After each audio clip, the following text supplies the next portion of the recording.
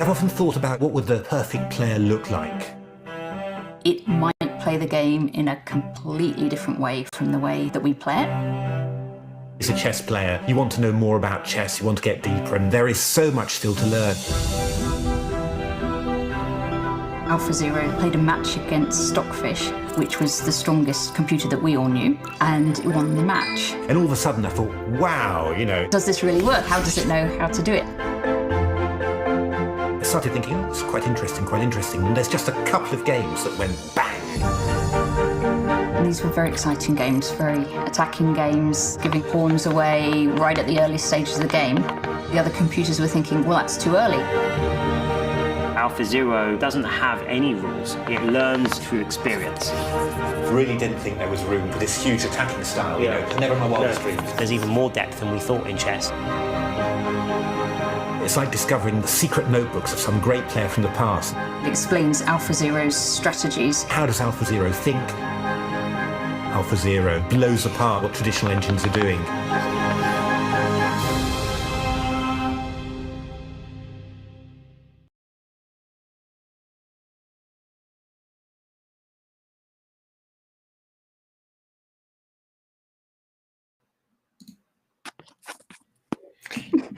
Hello. Hello. There we are. Welcome. Nearly got away with everyone. Welcome everyone to this final stream before the Christmas break in the Caplin Online British Chess Championships. And we are looking this evening at round 3 of the Open Championship, and it promises to be a quite fantastic day, I think. Natasha, take us through the pairings. Yes, what we have tonight, first of all, on board 1 is Ameet Ghasi against Michael Adams. So this should be a very exciting match. We wonder whether Ameet will play his King's Indian attack that we've been claiming he usually plays, or actually if he will play the English like he has been playing earlier this tournament. We also have Matthew Turner, a very tricky Grandmaster that plays for Barbican, against Grandmaster Daniel Fernandez. Again, a match we cannot call who's going to win there. And then on board 3, Mark Hebden against Peter Finn. So Hebs, they're both on 1.5. Hebs yesterday. Yeah, he drew yesterday. He won the Rook and Pawn the day before and drew yesterday. And Peter Finn drew with another Grandmaster, Bogdan Lalic, yesterday. So he's going to play Hebs. Then on 4, Jem Gurner against Matthew Wadsworth. And on 5, Bogdan against Welsh player Gregor Toshek. And yeah, that was he was the player who drew with Mark yesterday, kind of from a position of strength, but Mark defended very, very well to hold the draw. So they've kind of switched opponents, Mark and Bogdan. And then on board 6, we have Tom Villiers against Tom O'Gorman. And viewers of this stream, yes, might know Tom as Hack Attack. On 7, we've got junior player Harry Grieve against woman Grandmaster Katarzyna Toma. And then on 8, 2 young players, William Claridge Hansen against Zoe Varney. And we've already seen Zoe Varney in action today. She had perhaps not a great opening, but defended actively to get a draw this morning in the women's event. Then on 9, we have Tanmay Chopri against Jude Shearsby. I think they're both juniors. I know Jude Shearsby definitely is. And on 10, Welsh player Jonathan Blackburn against Irish player Alex Goss. Then we see qualifier Tristan Cox against Aravamundam Balaji. And then Mohammed Ayan Ismail against Declan Shafi. And then some more qualifiers, Harry Evans against Thomas Wills, Tashika Aurora, who's already been playing today, against Sean the Prawn Gordon, and then Julia Volovich against Julie O, Welsh player Ifan Rathbone Jones against Oscar Idle, and then Peter Finn's brother Chris Finn against Oliver Stubbs. So we'll try and drop in on all of those games if we can, and we will particularly focus on those top two, Ameet against Mickey and Matty T against Daniel Fernandez. Fantastic. Well, in the full Christmas spirit, I went out and got some mince pies, so I might have one of those, and I've even stolen my father's bottle of port as well. So you have, because you were saying you were getting port, so I've also I don't have mince pies, but I got some port just now, so I can do a port tasting. This is where my camera is. We will see how that goes, because I can see people in the chat already have. We've got a pezza with a glass of wine, or even two glasses of wine.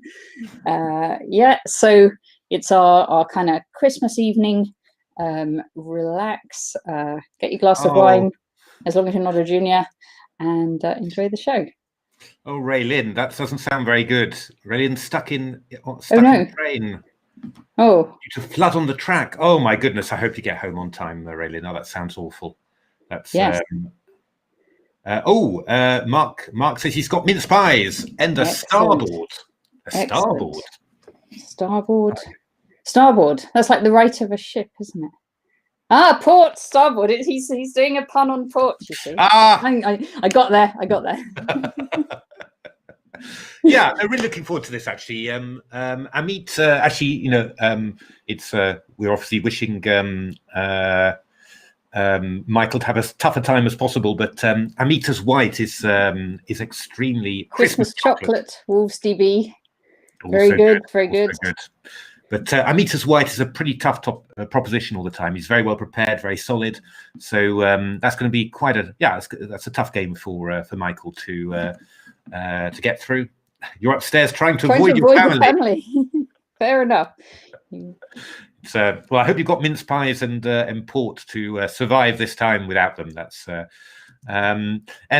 second game's going to be interesting. I mean, Matthew Turner as white, very solid. Daniel Fernandez always a little bit crazy, and it's going to be interesting to see how our qualifiers sort of deal with some of the stronger players. Mark Hebden against Peter Finn, that should be an interesting one, and always good fun to watch. Hack Attack, Thomas Villiers, and also William Claridge Hansen, who's played pretty good tournament so far. I mean, he brilliant attacking game in the first game, and he brought Michael very, very close. To it was nearly a draw, wasn't it, yesterday? Yeah. It's just I mean, Michael's just so relentless. He just keeps on going. You've really got to play 70 or 80 good moves to draw. So and I think Thomas managed about 60. So it's what can you say? William managed about 60. I mean, what can you say? It's just how it goes. But it's a big round. I expect we'll have a lot of rook and pawn endings again. We have so far every single day. That's fine. We've got our cheese, our port, our mince pies, our wine, our chocolate. That'll be fine. Yeah, I mean, it's actually better than playing, isn't it, really? Well, that's what I was just thinking. I didn't want to say, I'm so glad I'm not playing. But remember the players afterwards, they can always relax after their game. Indeed. Although it will be quite late. Yeah. Yeah, it has to be said. Then they've got to do all their Christmas prep, haven't they? Because they will have been prepping their openings so far, and I expect they've forgotten they have to go and buy Christmas presents. I have to say, the idea of watching someone else play Michael with a glass of port in my hand is very, very attractive, I have to say. So, looking forward to it. I think it's going to be a great round. And we've had some really great chess, and what's nice is to see that the people who qualified are also, giving as good as they get, and really, giving all the established players a run for their money. So, let's hope it's like that again today. Now, let's have a look. We're coming up to 7 o'clock, 1 minute 2. So just going to start trying a few of these commands. I've got my my database ready just in case. Should be good. Did you manage to do all your late Christmas shopping, Natasha? No. I mean, that's tomorrow. But it's amazing what you can get on Christmas Eve. I did that. Used to do that when I was young. Get things on Christmas Eve, and actually the shops were never really that packed. Especially if you went like after 5 o'clock, It was quite good. Well, I had this one year. I had this job in the department store near Victoria, and so I was selling games, like computer games. Oh, it was a long, long time ago, and so I had no time to actually do my own shopping. But you'd get the rush of people buying these Christmas games to put in people's stockings, and then, but you also, by that time, with everyone buying their gifts from where you were selling, you kind of knew what you wanted to get people, and so actually, then if you know what you're getting, it's really easy. Okay, I can see that the game has just started between Ameet, so I'm going to, and Michael, so I'm going to switch to the board. I'm going to take off the graphics because I think that they might interfere. We better make sure we can see the board. Indeed. And let's put the board on. And I'm going to make us absolutely tiny. There we are. Big board. Here we go. So what do we got? We've got knight f3, knight f6, g3, and then c5 from Michael. So Ameet always starts with this, knight c6. And yeah, we're going to see. I mean, I think Ameet would normally play, I think he'd normally play something like castles, then d3 and e4. But we'll see. I mean, he seemed to play c4 in the first round. The first round, I think. And yes. So what do you bet? d3 here, I would say. Or castles first, maybe. I'm not quite sure what Michael's doing. I mean, Michael might be aiming to play e5 in this position, and just clamp down on d4. He might well do that. So, yeah, I mean, d4 is a possibility as well. c4 is possible. Yeah, I'm expecting castles. I think that's the most flexible, and then there's still a chance of playing c4 or d3 or d4. I mean, it's a quite subtle openings. I mean, yeah, castles here. That's what we're expecting. And e5, indeed. Michael's playing e5.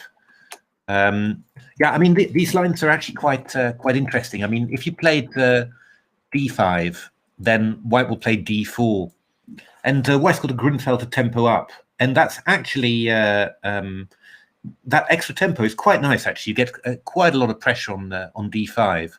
If you play e6, then we play c4. Bishop e7 is a Tarrasch, which not everyone plays as black. And d takes c4 is a Catalan. But again, this is not necessarily a variation that you might play as black. You might, normally in a Catalan, you might choose. So these move orders are quite nice.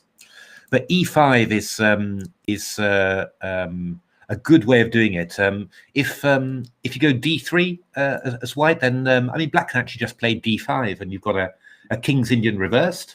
Extra tempo for White, but it's not so amazing. Does Mickey play this as White? Like the White, as in d4, e4, c4, that kind of stuff? No, I mean, Mickey's always he's mainly e4, isn't he? Mickey's always been an e4 player. Now he started playing some c4 and a little bit of knight f3 as well at some stage. But okay. I never felt he was amazingly comfortable in it. I always felt that e4 was his real thing. I mean, he was playing mainly c4, trying it out against weaker players or in some weekend tournaments or stuff like that recently. But he's basically an e4 player. So what is Ameet? Ameet has played d3 and d5. It's quite interesting, actually, because, I mean, in all fairness, Michael has never played 1d4. So, I mean, here he's got, essentially, if you turn the board round, then Mickey's playing White a tempo down, but a d4 opening. So quite interesting. I'm not sure. I'm intrigued to see how Michael handles this, because it's not his normal type of position. I mean, I'm a d4 player all my life, so I feel quite comfortable playing black, but I'm not sure how comfortable he'll be. So interesting stuff there. Now let's move on to the second game. Let's get that one open, and we'll have a look at luck is my skill. So d4, d6, e4, knight f6, knight c3. We're starting off with a sort of a perk. And black, what is black going to play? E5 is one possibility. I think that's a bit too boring for Daniel. I mean, E5 could allow the exchange of queens like that. Knight BD7 is a possibility to follow up with E5 later. C6, G6, all possible. I'm not quite sure what Daniel plays normally. I don't know whether Daniel really knows what he plays normally. He's he really is. He plays a lot. Yeah, a lot of different stuff. A lot of random stuff. Some stuff he knows very well, and other stuff he just makes up as he goes along. So, ooh, this is interesting. This is Mark Hebden against Peter Finn, and yes. Yeah, Peter is offering Mark something pretty sharp here. Okay. So this is quite interesting. So, well, he is called checkmate a lot, isn't he, Peter? Indeed, and Mark is going for it with E4. I wouldn't have thought that, to be Excellent. honest. My goodness. Yes, why not? Because I always thought, I didn't think that Mark played this line with white. I thought he really played something a lot, always played a lot quieter. But well, after bishop g5, you know, Mark's idea actually is to play the knight to d2. So d takes c4 sort of crosses that. But after knight c3, I mean, bishop b4 is a common move. c5 has also been played. c6 would be a Botvinnik system. But a6 is quite unusual, and Mark taking up the gauntlet with e4. So yeah, this could be a sharp one. I'm surprised Mark's playing this. Actually, I'm just going to check whether Mark has ever had this before, because I wouldn't have thought. Oh yeah, he's had it before against Yingzhu Zhu. Okay. And this is in 2017. Okay. So interesting. He actually lost that game. So we're going to see. Well, we're going to probably see got an improvement lined up. I'm sure he's got an improvement. We're going to see what Peter's got lined up. Exciting, interesting. But maybe this is why Peter went into it to maybe he was looking at that game. Exactly. Let's have a look. Then we've got Chelsea Kings. That's Jem Gurner from, I think it's Jersey, against Matthew Wadsworth. This is a Ginger Gem Jabava system. Well, we've got, we saw one of those actually in the seniors a couple of days ago with Terry Chapman playing a similar system. This looks quite solid and even. Yeah, we'll see how that goes. I mean, Matthew's a very solid player, but very good grinder. So we'll see whether he can make it here. Then Bogdan, B unit. Okay, B unit. Welsh Tiger. Let's have a look at that one.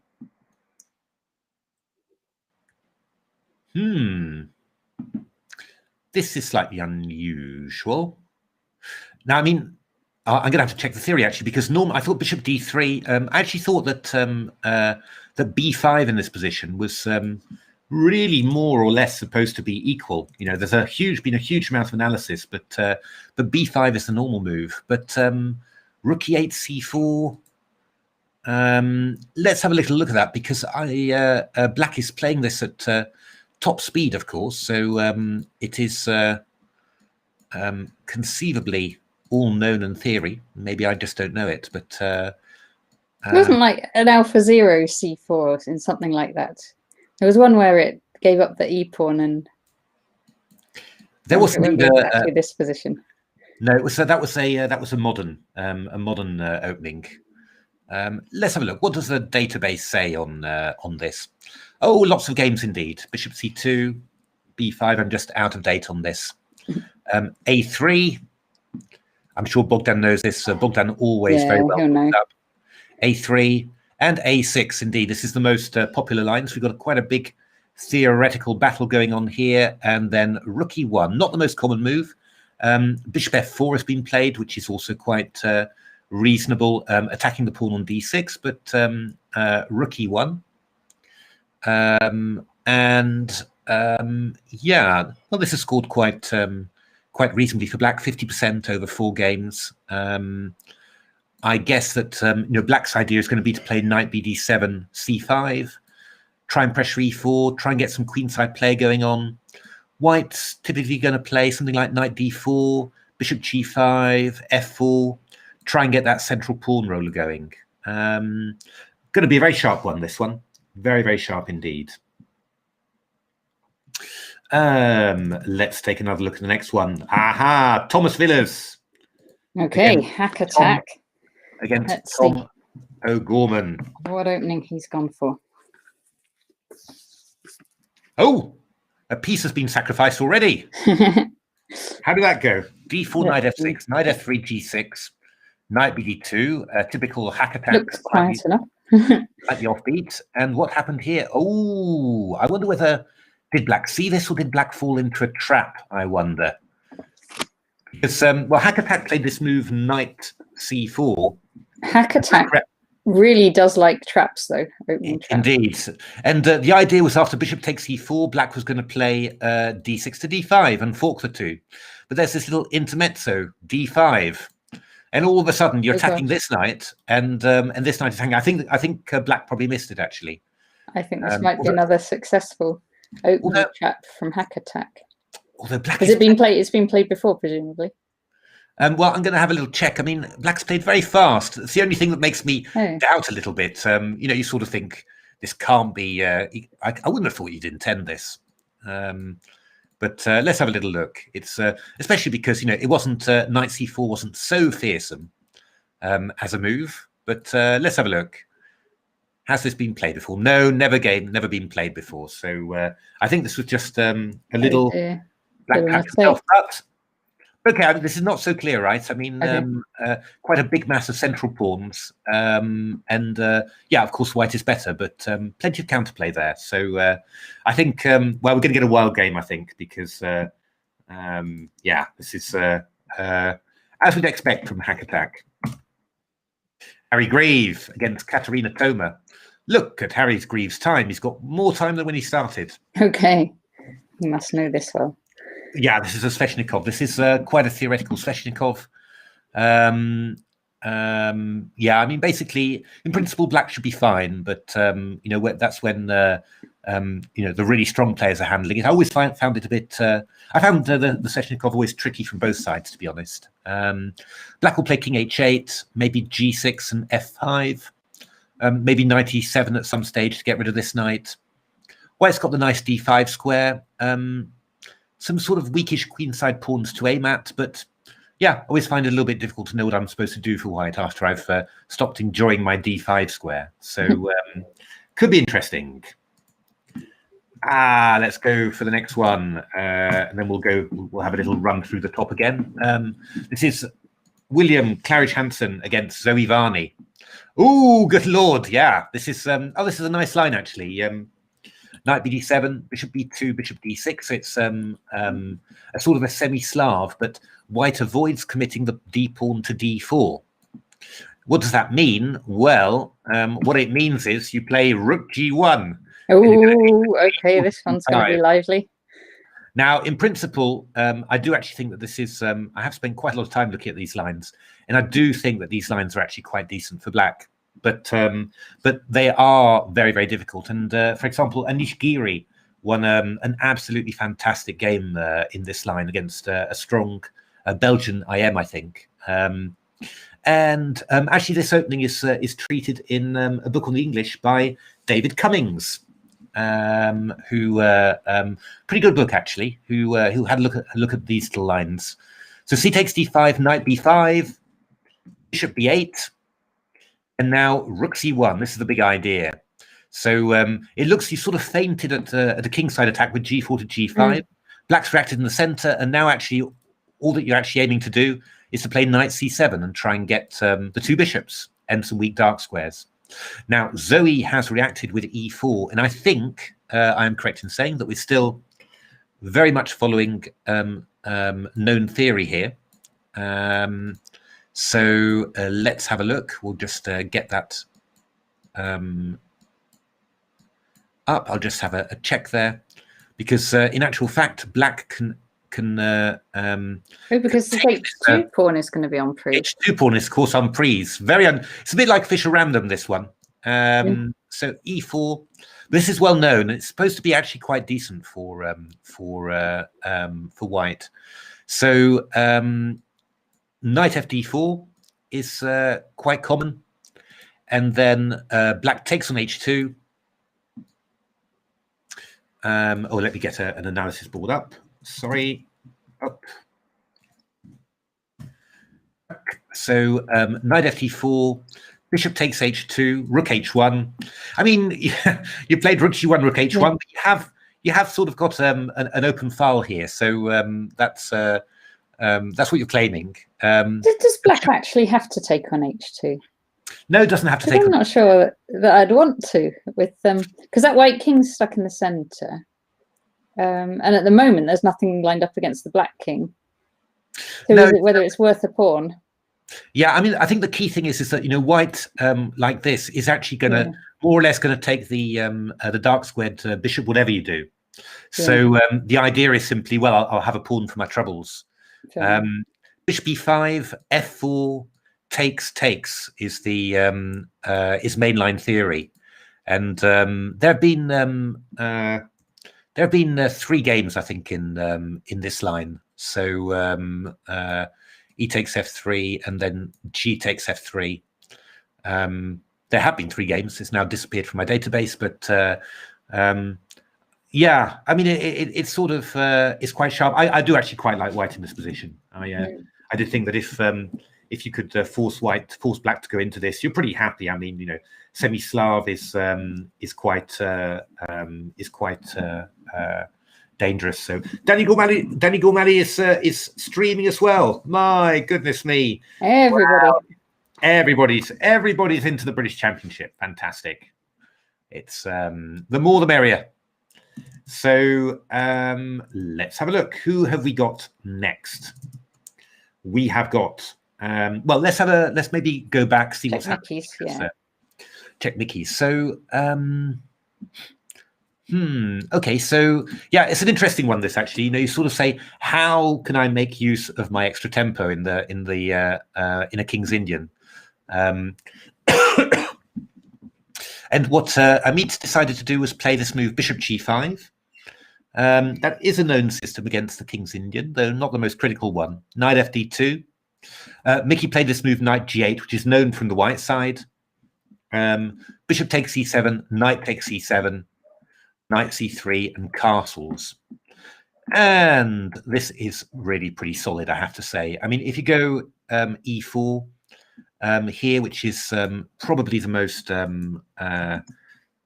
natural move for white, then I think black can probably just play bishop e6 with a very reasonable position, unless there are tricks and unless something is happening here. I mean, because you're tempo up with white, sometimes some things do actually work that surprise you. There could be something against the c5 pawn, but I don't really think so. I mean, well, actually, maybe there's a little bit of something against the c5. But I was looking at b6. We could then take and play c4, and if bishop e6, we'd have knight takes c5. I could actually almost take on there. I'd have a good light square bishop, but I'd have a good d4 square for my pawn. Essentially, I mean, I don't really think this is very scary at all for black.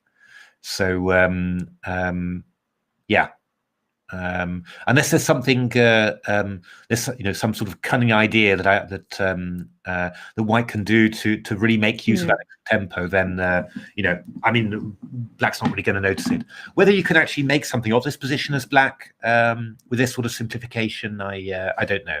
That's the other question. But so far, looking pretty solid.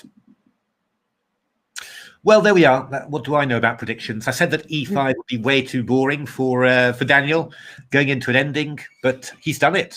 So takes, d takes e5, takes, queen d8, king d8. I wouldn't have even thought Matthew would want to either. I'm quite surprised, actually. And also I'm surprised by his next move, because normally pretty much the automatic way of playing is to play bishop c4 in these positions. And whereas Matthew has played f4. Now, this is sort of known. This is a sort of a known idea in some of these lines where where you take on e5 and swap off queens, but I can't actually remember ever having seen it here.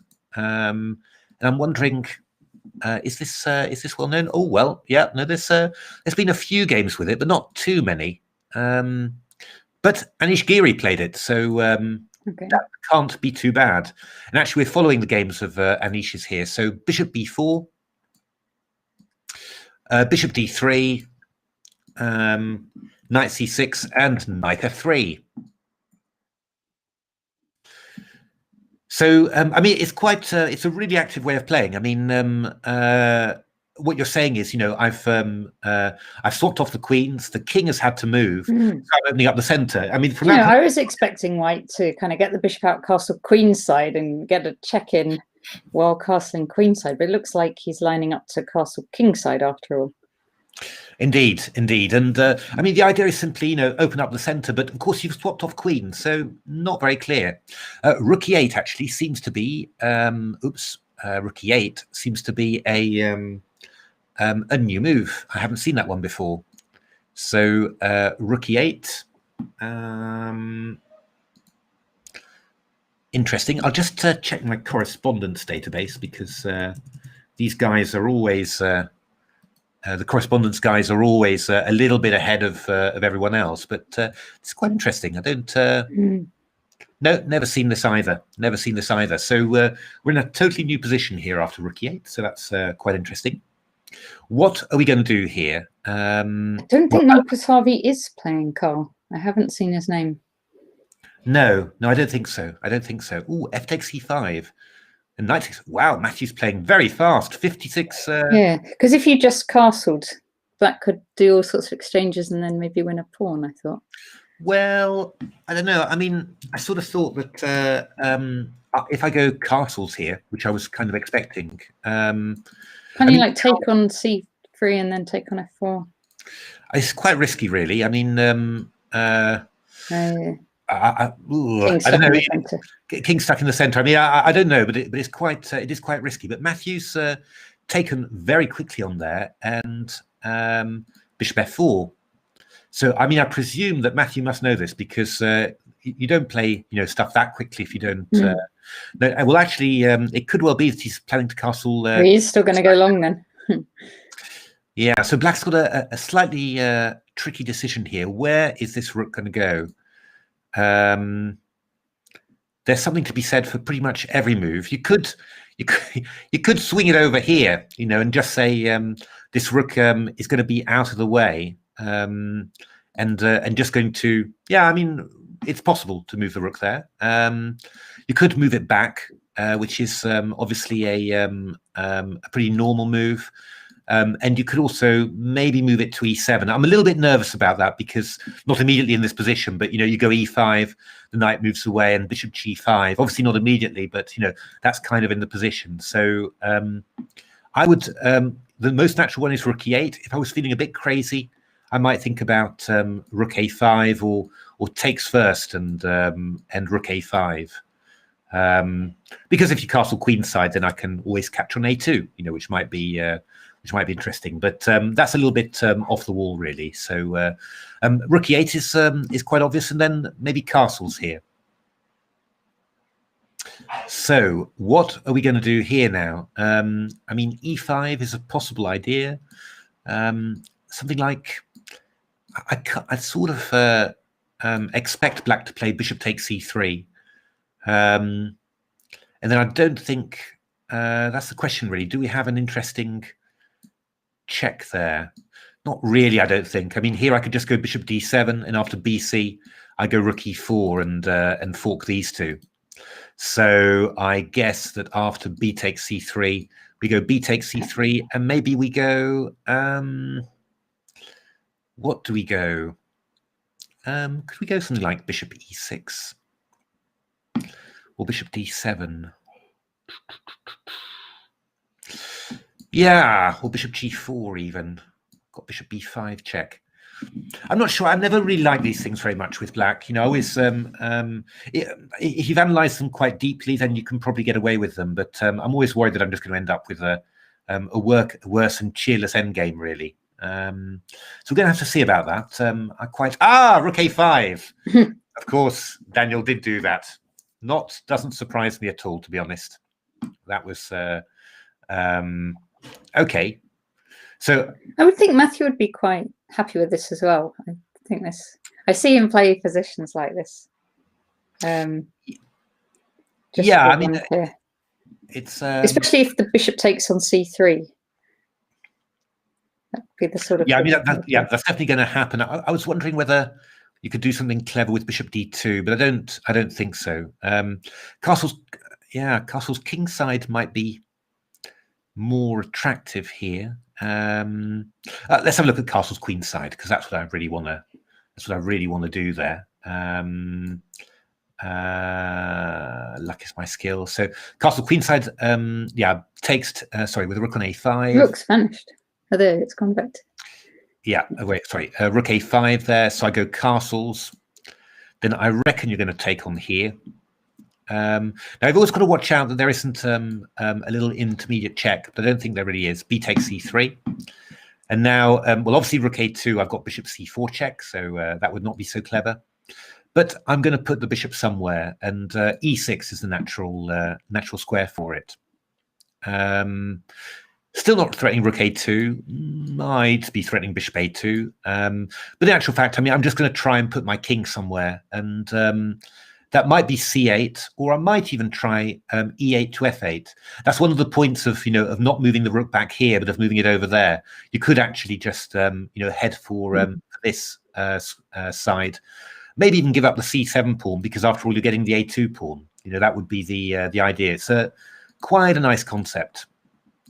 So here, what have we got? I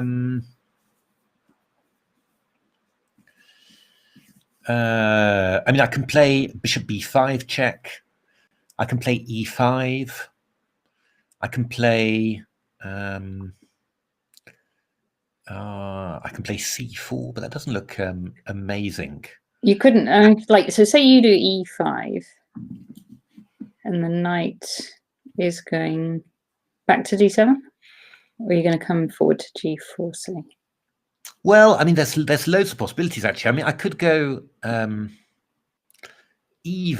could even go knight d5, actually. That's not absolutely inconceivable, because I'm threatening f4. Yeah. So, I mean, you go bishop g5 check, and then I go king e8. And, well, I mean, why isn't this reasonable for black? I'm coming around to b6, and I'm very solid here. And I'm not sure about e5. I mean, I could play bishop to b5 check, to stop you moving over there. So you go king c8, and so the king and the rook are damaged here. But on the other hand, I've got a bishop hanging on b5, and the a2 pawn is hanging as well. So I don't know, actually. I could play a move like c4, just with the idea of playing e5 without allowing the knight to there. But I don't know. I mean, I can go. I don't have to, but I could. This is probably a silly question, but couldn't he just, after that e5 line, couldn't he kind of just try and whip off the h pawn? And then, because you can't just trap it straight away, because you'd be able to pin the knight. Yeah, I'll go king e8 simply, I think. And we're going to lose something back again. Well, I think very least you're going to lose the a2 pawn back. So I don't know. Yeah, I don't know. Quite interesting. I mean, I'm really wondering actually whether after rook a5, should I really be casting queenside, or should I maybe be trying to cast queenside and and try and get this f-file? But I think we'll go. I'm not sure whether. I think if you don't take it now, I'll have something like knight b5. So I think you should take on c3. Yeah. Takes, and then play bishop e6. And well, what can I say? It doesn't look that bad, does it really? I'm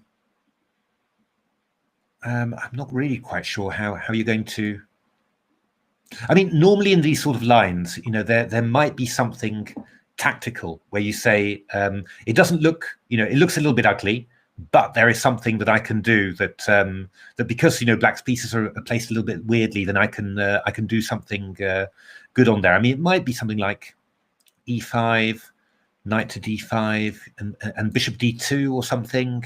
You know, and then maybe you can take on h7 or something like that. I think, yeah, I mean, castles kingside would probably be my favoured reaction, I think, you know, seeing rook a5. But have we seen that? Matthew Turner, yeah, Matthew's played very conservatively there. He's played bishop d2, which I was wondering about, but I thought that was maybe... okay, stops the doubled pawns. Yeah, I mean, I think you're probably going to play castles queenside, or, you know, a3 and whoa, rook h5. Wow. So nice play. Yeah, the idea is that after a3, now you don't take on c3, but you can go back to d6, for example. You know, and because you just get the rook out of this diagonal. So yeah. This is very nice play from Daniel, and it could easily turn out to be just very nice, actually. So yeah, we're going to see that. Ooh, okay. So yes, this was Mark's game, and yeah. Mark actually so he's played a little bit more calmly, I think, because after black played b5 here. Now, I think in Mark's previous game, he played the move e5, which led to a very sharp position. Let me just show you. It's a little bit like the Botvinnik system of the semi-Slav, but black's played, instead of playing c6, has played a6, and actually that's quite that makes quite a good difference, because the bishop on b7 is is obviously not behind a c pawn. So this was a very sharp position, but Mark has played something different, more his style, I think. He's played a4, a less common move, and actually this a4 has actually scored 3 black wins and 1 draw. So yeah, looking quite decent, but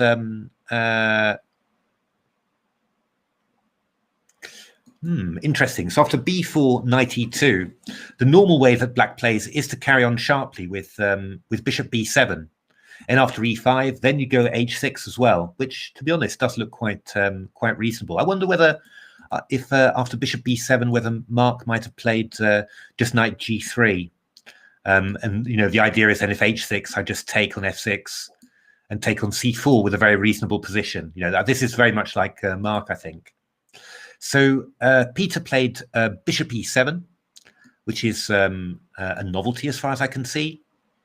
Knight g3, knight bd7, bishop takes c4, bishop b7, queen e2. But this looks very very nice, very pleasant for white. You know, double pawn center, pieces nicely developed. It's not tragic for black, but I think, you know, after these moves, white's doing quite nicely. I think Mark will be you know, pretty happy with what he's got there.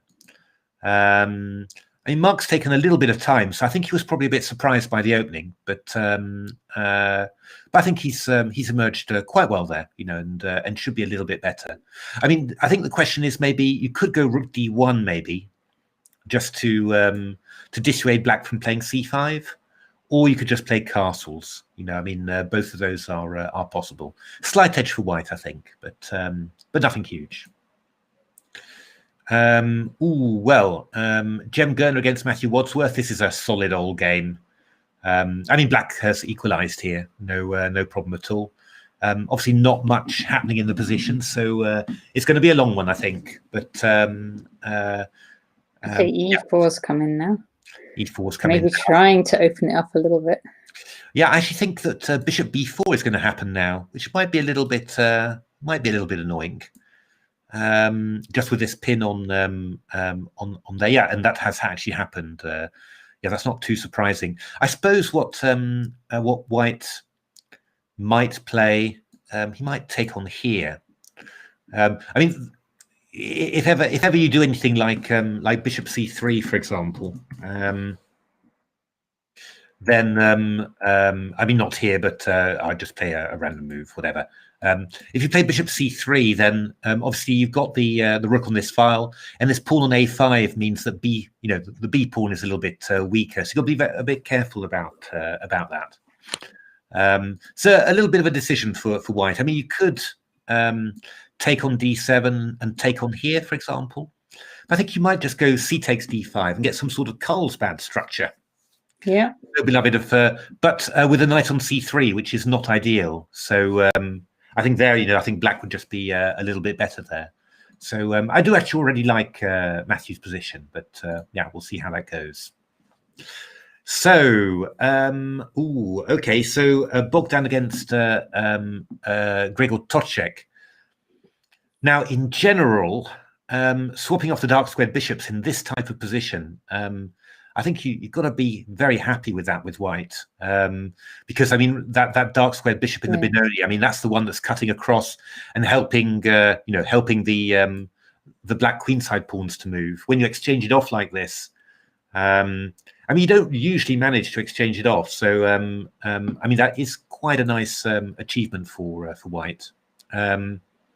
The only question here is going to be, yeah, how is white going to proceed? I guess if you go something like knight d4, which is very reasonable, you're looking to play f4 and then e5, then we could have something like queen f6. And for the moment, we're going to restrain you and stop you from playing f4. But I don't know how long we can keep that up. Well, maybe, I don't know. I mean, I was wondering about playing g3, but then we've got knight e5, and if f4, then we've got knight d3 maybe, so and bishop d3, queen d4 check would win a piece.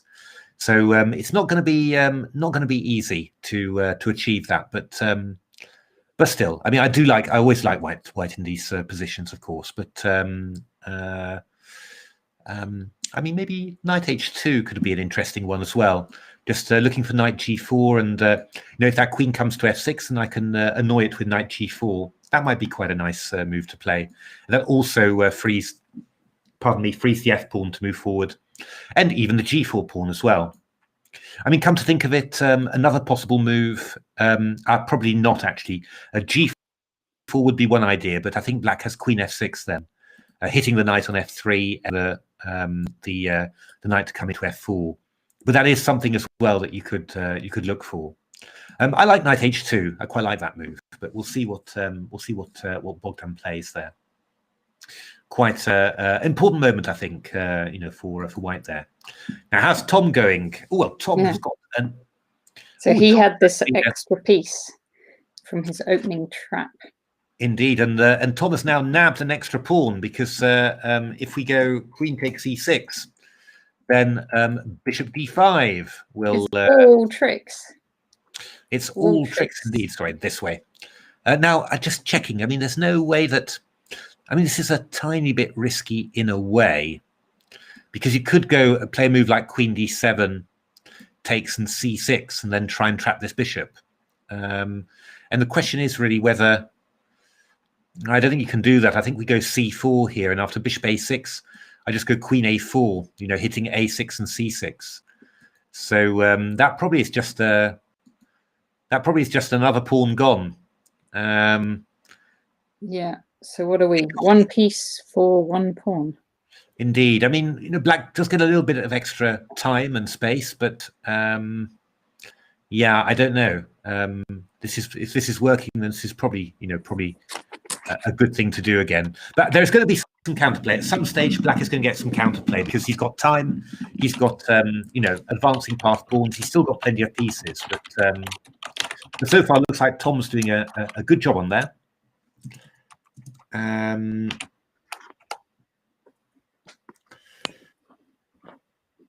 Indeed. So definitely you've got to watch this, and then in the next 3 days, read Game Changer. Read the whole of Game Changer. That'll be good going. Indeed. I think, do you know what? I'm going to go for my glass of port now. So are you? Well, I might do that too then. I'll have some so I'm trying Coburn's port. Are you? I don't know if I have that. My father had bought it for himself, but I've nabbed it off him. So does he mind? I don't think so. I think that's all fine. So cheers, everyone. Merry Christmas. Merry Despite Christmas. everything, Merry Christmas. We're loving being here on the stream with you. So let's just enjoy life whilst we can.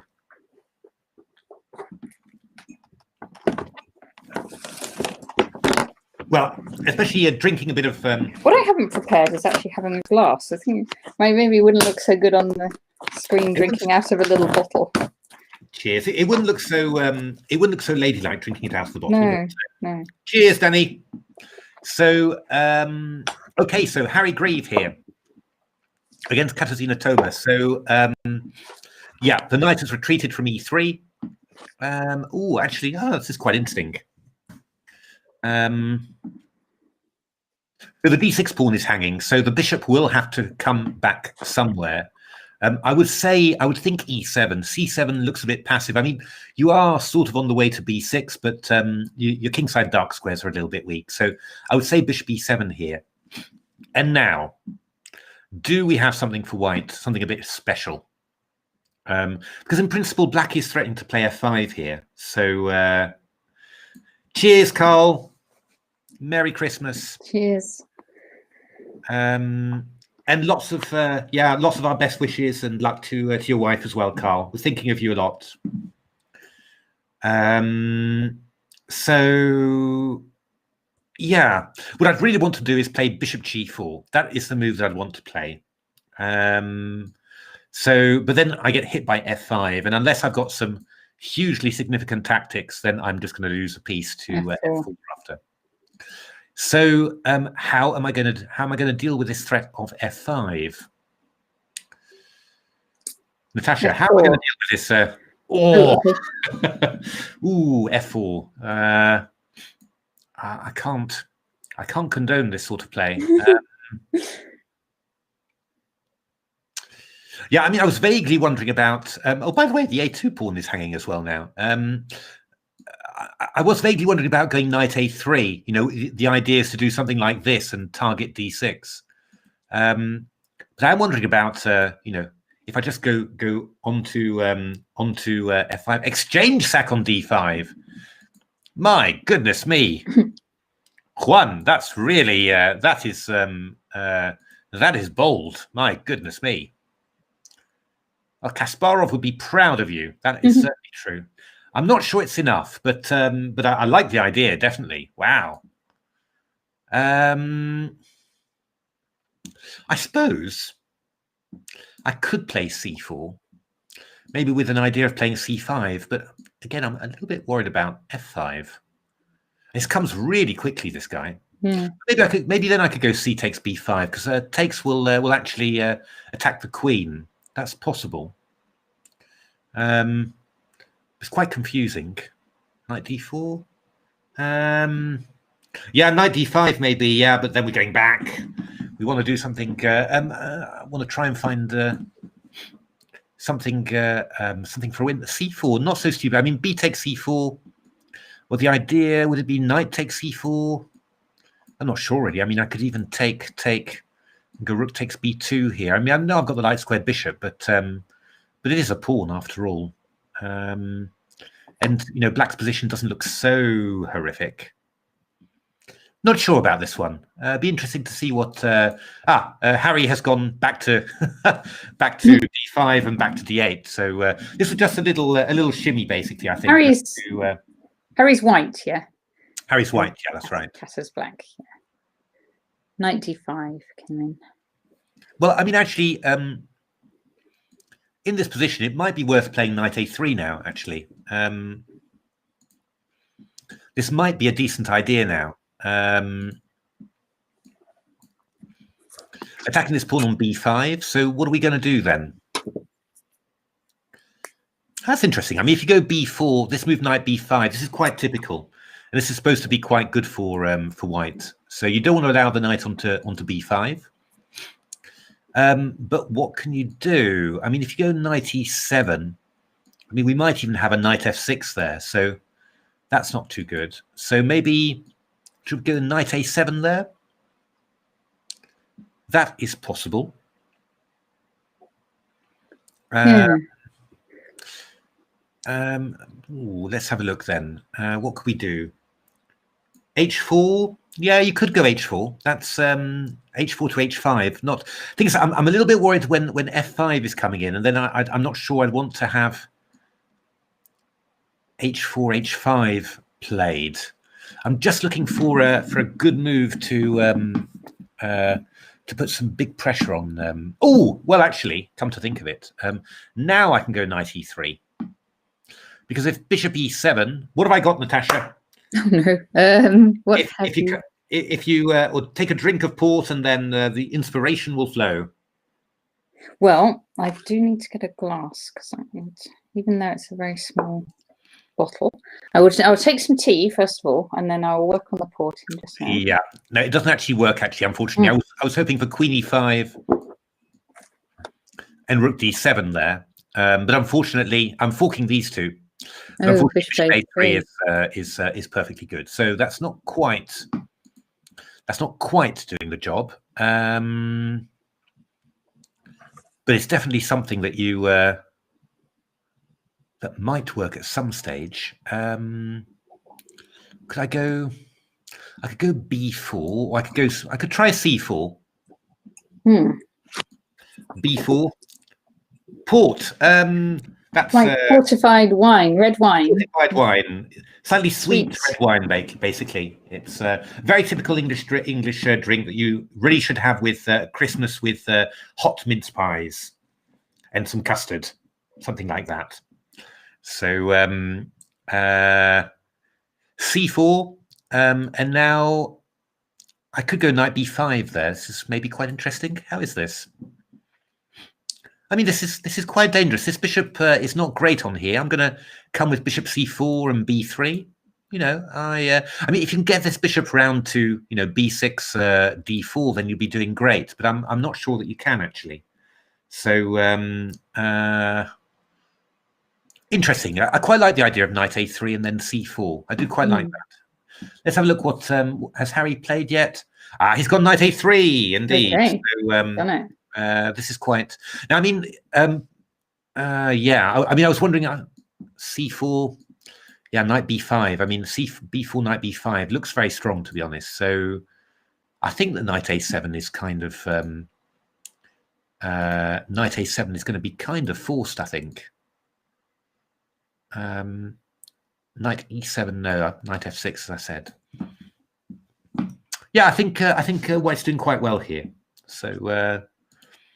And let's have a look. How is this going on? Ooh, rook h1, and the bishop went right back to b8. So Zoe grabbed the pawn and went back to b8. Now, I do believe that normally here you play knight c7, and this was the move that I knew anyway. Knight c7 in order to you just aim to force black to exchange off the bishop, and for the pawn you've got some dark squares and plenty of compensation. But William is a bit of a mad hacker. His name really should be hack attack as well. That would be perfectly fine, because he's gone all in with bishop a3 and knight f5. Of course he has. Now I'm just wondering. I've got the weirdest feeling I've seen this, or maybe I decided to analyze it as well. That might have been possible. Let me just have a look. Because if that rook ever comes off the back rank, you could end up with that bishop on c8 without enough things defending it. Yeah, I mean that is actually the point. So that's why black, wasn't playing the bishop to b8 normally. You take on h2, you don't put it back to its original square, but you put it on here so that the rook on a8 defends the c8 bishop. So here after knight f5, yeah, you do have a big threat of knight e7. Now this has not been seen before. So this is new moves, is it?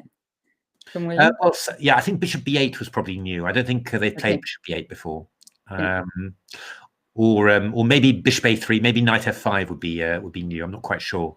So what I would expect from black would be, to be honest, knight b6, because that defends this one. So if I go knight e7 now, I can actually just take it because this is not going to be anything special. We just take and go queen f8, and yeah, you're absolutely fine. So after knight b6, that's when you have to do something amazing. Now, the question is, how many pieces is that? Yeah, that would be a piece. The question is whether you can play this move. Rook e7, queen c8. That would be that would be a good idea. But we take. Unfortunately, captures are not necessary because queen c8, knight takes c7 would be great, but rook e8 is just leaving black the exchange up there, so you can't actually do that. So I would imagine that a move like knight d6 would be the one. Yeah, that was the one I was thinking. Bishop d6, and now we've got a choice. I mean, if we go knight d6, I go rook e6, which I don't think is so bad. Well, the point about this is if you go back to b5, I've got rook c6, which is that's quite a crucial one, really. Just blocking the diagonal there. I could go round to f5 because after rook c6, then I'd have knight e7. But then after knight f5, you go bishop d7. And I think black's doing all right here, actually. I think black's managed to get himself reasonably. What would Morphy do, says Juan? Indeed. So knight d6. Now, the one interesting question is, could I actually play after bishop takes d6? Could I take with this one?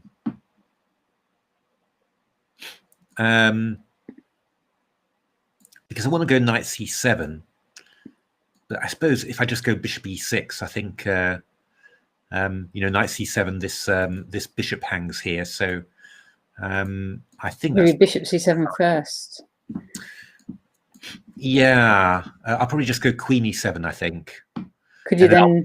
Yeah, and pin. I'm going to pin you when you go there. So I don't know. I mean, I could also, of course, after bishop d6, I have also got this move a6. But then I might just have bishop c7, queen d7, and maybe knight d6. That could be a little bit awkward, maybe. But I think bishop d6, bishop e6 is probably reasonable. I mean, white's got definite compensation here. I mean, you've got the two bishops and plenty of light squares, but I think black is absolutely fine there. In principle, I think that knight f5 is kind of overdoing stuff a little bit, but okay, it's also. Well, we'll see, because the other day, that first day, William played these moves, and then we hadn't predicted all of his attack, had we? That he was going to go in with both his rooks and his bishop all being on prees. Exactly, but so he has played knight b6, so yeah, that's quite interesting there. I'll just nip off and get a glass. I'll be back very, very shortly. No problem. Shall we go a little bit further down the list just to give everyone their spot in the sun there? We've got Tanmay against English junior Jude Shears. This is looking very, very good for white, isn't it? We've just taken on e6 there, and we've taken on c6, and then a6 is hanging as well. So, yeah, I mean, white's very strong. White's 2270 rated, and Jude has got a rating of 1673 over the board. So, yeah, I mean, even if he's a bit underrated, then, yeah, that's going to be a pretty tough game there. Next up is Jonathan Blackburn against Alex Goss. Jonathan Blackburn, gunslinger 222. He had a great game in the first round against Daniel Fernandez and was much worse, nearly held it and then got tricked at the end. So let's have a look how he's doing. Well, this is a modern Benoni as well, actually. Actually, it's the same, virtually the same opening as Bogdan played. Only here, white hasn't allowed black to play b5. White's played a4. To be honest, I'm a little bit nervous about black's position here, because why aren't I just losing pawns all over the place? It's like, what, f4? Well, knight c4 to start with. That just looks like a pawn to me. There's no. You've got to watch out with the modern Benoni, but no, that just looks like a pawn to me. So that's quite strong. I mean, f4 is also possible. That would also be quite decent. But I suppose would you try and go? Would you try and go f4, knight d3, takes, and f5? You might do there. I mean, question is whether you can play e5. This is always the break that you want to do, and you want to claim that Black's position is collapsing as you charge through the center. D6 and stuff. Yeah, d6 or fe, and I'm not 100% sure about it. I think, but I think knight c4 just looks quite simple. I'm desperately trying to think, but I think Black's just got a bit of modern Benoni ropey compensation after takes and bishop e5. Shouldn't be underestimated, but Merry Christmas, Edward. Merry Christmas. So we'll have a look. We'll see what White decides to do. But yeah, a g4 would be another interesting idea, but then probably queen h4 would be. Well, at the very least, you've got to calculate that one because it could all turn out very nasty. Although, I don't know, actually. I'm trying to... how impressive is this? I don't know. Bishop h3. Well, f3. I don't know, really. Queen g3, king h1. Is this really dangerous? I'm not too sure. Yeah, I think there's quite a few ways for White to get a good position here. So we'll see. Then we've got Rock Troll, Tristan Cox. Okay, yes. And that's... He also likes his attacks, I think. Indeed, a bit of a mad hacker, Rock Troll. Well, but here Rock Troll is under attack. Okay. He won't like that. He won't like that indeed. So this was a King's Indian, a Samish, and Black has gone for it full pelt, sacrificing a pawn on the king's side. You can have a look at this one. G5, sacrificing a pawn and coming in here. So f6 to drive the queen away, f5, and bishop f5. Well, it is Rock Troll against UK Chess Bomber. So indeed, it was going to always be an attacking game. Now, this is quite tricky in actual fact for White, I think. I'm trying to work out. I mean, we've got. I mean, this queen on b2 is so annoying. Of course, you know, attacking the rook on c1 ties down the queen on e3, and also, you know, the bishop on g7 is also combining against this, which makes it very hard for White to free himself. And I mean, one of the most annoying things always in these lines is that if you go. If you go something like, well, just imagine bishop e2, knight d7, castles, then you just get hit by bishop d4. So it's very, very difficult to, to develop here. So we need to do something devilishly clever. I kind of like starting with taking the bishop. Yeah, I mean, that feels like the most natural move. I was wondering about knight takes h5, okay. Yeah. takes g7. You know, that was just to try and get rid of those ideas. But I am rather nervous because bishop d4 looks very, very strong. You know, you're also attacking here. But could we be computer resilient and play queen to d2? Because I think queen g5, I just go king h7, and I'm getting a little bit nervous about this. Well, we're threatening bishop takes c3. I've also got queen f2. Knight e2. Ooh, I don't know. Knight e4 maybe. Queen e7 check. Oh, that could be that would be. Okay, queen e7 check straight away. Queen e7 check. Maybe king g6 after knight f4 check. Yeah, knight h5 is very risky. Yeah, if you go knight f5, rook f5, I mean, queen e6 check is tempting, but we could probably just play a rook f7. You know, we're threatening knight d6. And our knight's on prise, and our rook. And our knight and our rook is on prise. So, and if I go knight e2, I'm never ever getting developed. So I don't really want to move my queen from there. But then, yeah, I mean, if you go bishop b5, that's possible. But I mean, queen g2, probably rook g1. Maybe I just go knight a6 there. And again, I'm just a little bit nervous here about so many things are hanging. I mean, a rook e5. I mean, rook e5 is also another idea here. Knight e4. Oh, actually, rook e5 is just winning. Knight e4. I've got queen b5, so we can't even do that. I'm wondering whether knight h5 might be the not the move you want to make, but the move you have to make. Let's have a look. Could I get that white squared bishop out somehow instead of moving the knight? Well, I could go bishop e2. Bishop Yeah. e2, for example. I'll go knight d7, but this is what we pointed out before. So castle, I've got bishop d4. Bishop d4, yeah. And I don't. I mean, how are you covering all these basically? You know, I don't. I don't know really. That's why I like striking against this bishop, and you know, before black gets developed, just trying to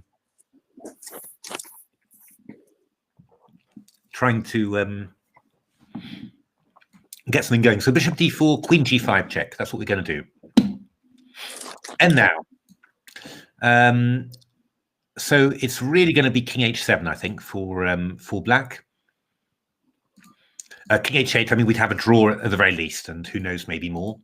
King h7. And now, Natasha. Yes. What are you going to do here? I mean, we've got a queen e7 check, actually, funnily enough. So king g8, queen g5 would give us at least... Okay. Well, that's repeating. Yeah, but so the question is, could we go... Well, I was going to say king g6, but... actually, knight f4 check would be very unpleasant here, and queen f8. So maybe knight h5, bishop d4, queen g5 check. Maybe we're going to claim that we've got at least a draw here. Okay, so king h. Queen h6 and king h7, queen e7, queen e7. That is actually true. Okay, so the question is, do we have any more than a draw? Because as Grandmaster Julian Hodgson always say, you want jam on it. So it's king h7. So is there something else that we can do here? I mean, my personal feeling is that you should already feel blessed that if you can force a... I think getting a draw is not too bad, is it, from that position with everything hanging? Yeah, I mean, the only thing I was slightly wondering about, actually also in the position with king g8, but maybe it's even better with a king on h7, is whether you can play queen d2. So you go rook e8, and I go, for example, bishop e2. And there's a few tricks, but I'm not quite sure they work. So bishop f2, I've got king d1. That's very important. And you can take bishop e3, and then I go king d1. And the idea was that if bishop c1, I've got knight f6. Yeah, this is Arav Mundan playing black. Yes. But then I probably go knight d7, and well, this one's hanging. Yeah, I've only got a pawn and rook a1. You go bishop d4. This looks very unpleasant, really. So I am actually wondering whether the draw by repetition would be the smart thing to do. Yeah. Because I don't really see how what other wonders I have in my position that would enable me to think I've got more than a draw. I think with white, I'd take that draw. I mean, I was looking at, for example, so king h7. I was looking at knight e2, for example, which is a bit of an odd move. But I'm trying to get rid of this thingy. But I could go queen b4 check there, queen d2, bishop f2 check, king d1, queen a4, and obviously I'm going to pick up an exchange here. So yeah, I mean, I think taking a draw by repetition with knight h5. I mean, unless black has got something better than bishop d4. But that again, it's slightly hard for me to believe. I mean, if you go knight d7, I take on g7. Very important that I'm covering the e8 square. King g7, and then I can just go bishop e2, and I'll get out with queen g5 check, you know, and get my king out somehow. It's maybe not easy, but I might well be surviving there. Or even queen d2 actually would probably be a better move. You know, if you go rook e8, I go queen d2. So I think that, that I'm probably doing quite well there. So I think bishop d4, queen g5 check would be the natural way to play. He's no. That was my guess. Yeah. Rock Troll is thinking there. So Okay. how long's he spent already? Probably about 7 or 8 minutes already, I think. So Yeah, it is a critical position here. let's just look at one more, and then we'll go back to Mickey. Let's have a look at Julia, shall we? Because we Why always yes, against Julie O. Poisonous Mushroom. Oh, this is looking quite pleasant for white here. Nice pawn on d6. I mean, it's not as amazingly killing as you might think with a pawn on d6, but still, I think after castles, white does have a great advantage there. Yeah, not quite sure what black's going to try and do there. So that's very promising. And let's just have a look at Oscar Idle, who we followed a few times in during the qualifiers. He lost an unfortunate game yesterday, where he was really just winning in actual fact, but lost control with 2 rooks and a bishop against a queen. This one's a bit of a weird one, I have to say. So in principle, black doesn't seem to be doing badly at all, but this king side's a little bit weak. If things go wrong, then white suddenly gets g4 and f5, but not for the moment. Just a little bit difficult always with these positions to think, how is black going to get counterplay here? And yeah, I don't know. Maybe you should throw in a knight c4. Maybe that might be quite all right. I'm not sure. It's a complicated position, but I do think black's king side is worrying me a little bit because it's a bit weak like that. So and let's have a little look. Let's have a little look at the second of the Finn brothers there. Oh yes, Finn. Let me think. Actually, this looks quite similar to a game he had against Peter Sauer, actually, in the qualifiers, where he actually beat Peter in an interesting endgame. But here, in actual fact, black is a pawn up. Oliver Stubbs is a pawn up, and well, better position basically. So Chris Fink in trouble. What about Tashika Aurora? We saw her. She won a nice game, didn't she, this morning or this afternoon in the women's? And she's playing Sean the Prawn. She is. Oh, this is quite a sharp one. So it looks a little bit like a hedgehog that's exploded. Now, I would the key question, really, I think, after this move is: can black play something like takes? Let's get analysis board up. And black play takes, and knight f4, hitting e2 and d5. There is maybe a tactic, however, which is, Natasha? Which is what, d6? Yeah, that's an interesting way of playing. Now, what you might have, I suppose, because obviously rook d6, bishop takes is not what you're looking for. You could conceivably have a queen c2 here, and you're going to take on e2 afterwards. The only thing that worries me slightly is whether I can do something like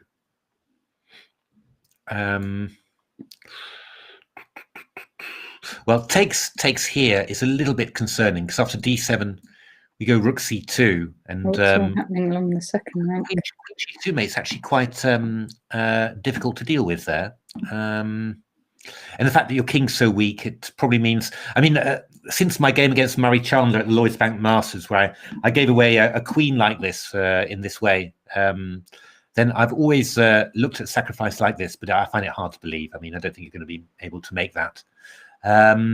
So maybe what you could do is to take the queens off, go bishop there, rook e2, and then go d7, because you're looking for one of those. Yeah. But you've got this, you can actually save yourself, it's actually an only move, isn't it, with bishop c6. Okay, can we put a rook on e1? We can put a rook on d6 in actual fact. Okay. And, yes, and pin if it takes. Pin and win. I mean, you can go rook e7. You're not finished yet. But, I mean, I don't know whether this is any good. Here takes. That looks quite good for... Well, I go rook g7 Fine. then. That's the... I mean, I'm a pawn up, but that's not going to be anything. And rook g1, there's rook g8. Although that's a pretty eternal pin, I have to say. Yeah, because if you take on d8... Oh, okay, yeah, do it that way. You'll go h6 and king h7, so that's not gonna work.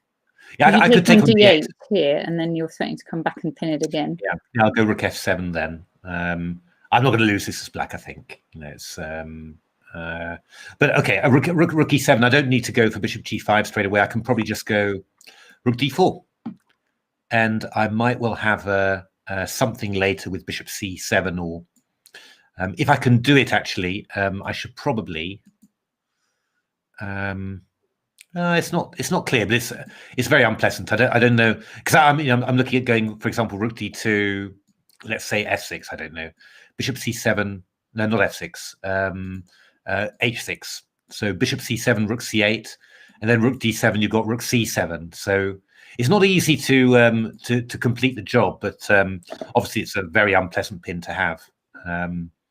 You'd only do this in absolute desperate circumstances. But if you go rook c2, I can probably go rook e1 there.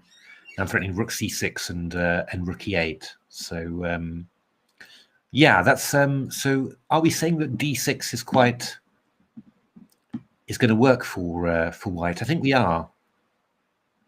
Then in that case, knight d5 might be a little bit awkward. I could take with the bishop on d5 and go knight f4, and then after d6 I go queen c2. So I may be slightly more solid with a knight covering d7 than the bishop. Question from the chat: why not rook c1 instead of rook d6? Oh, that might be very, very strong. Bishop c6, rook c1. And when I take, you're going to go rook d1, I guess. Pin and win.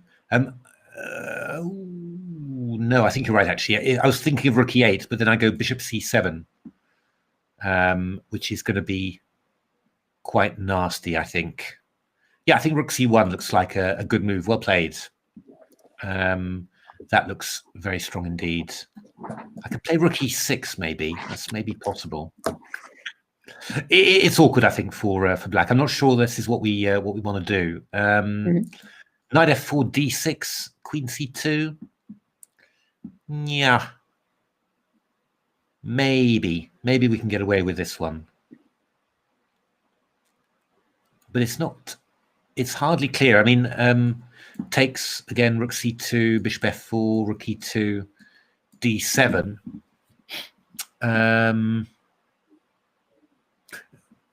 I mean, taking I take on here, and I go rook d1, and if you go knight f8, I've got rook d8 and bishop d6.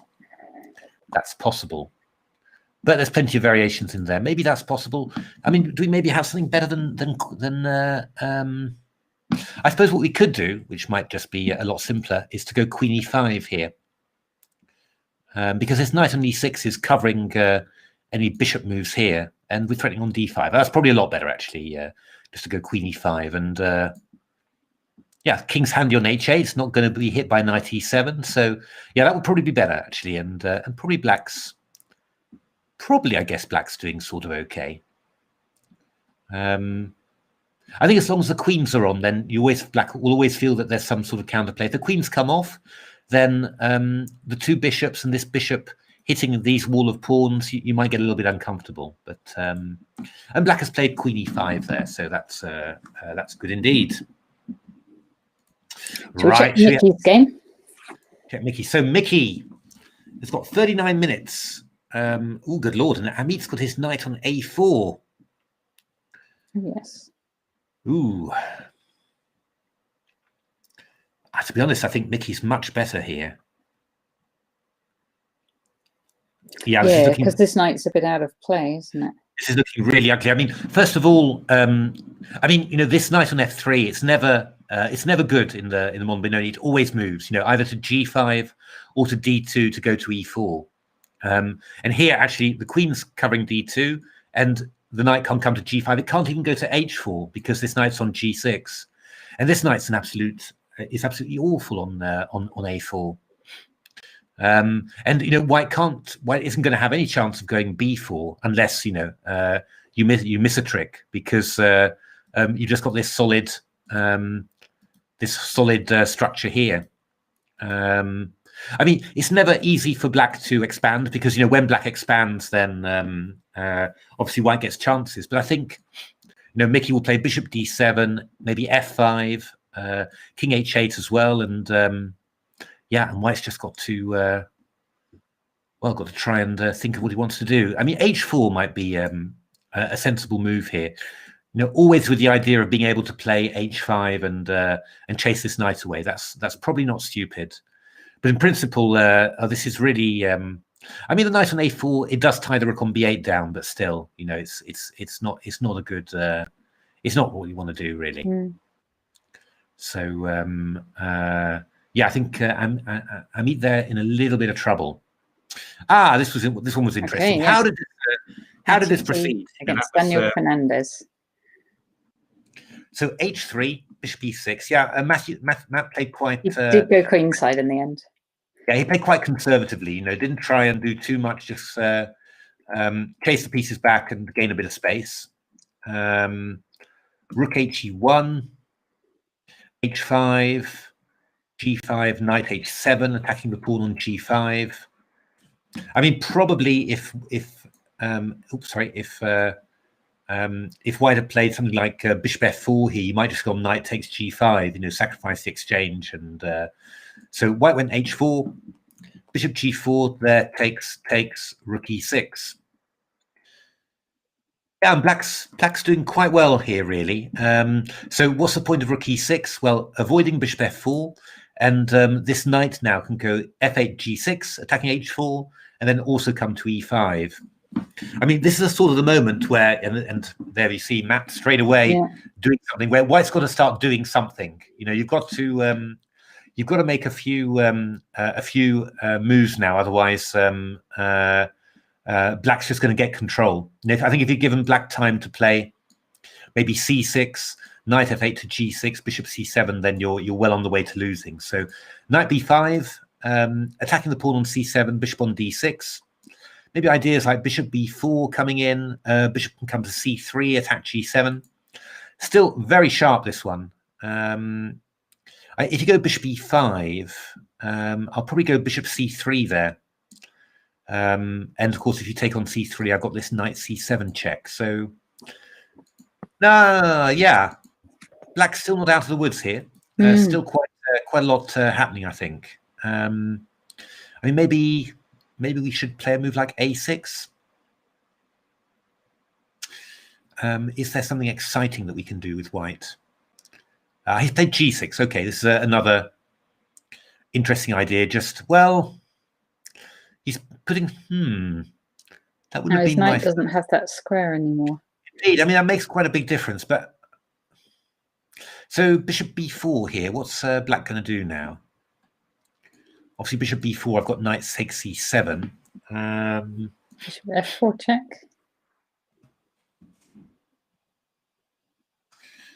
Bishop f4 check. We'll go king b1, a6. Now, do we have something exciting there? Hitting that bishop. Maybe not completely. g6, that's a strange move, but I mean, what if I go e5 here, actually?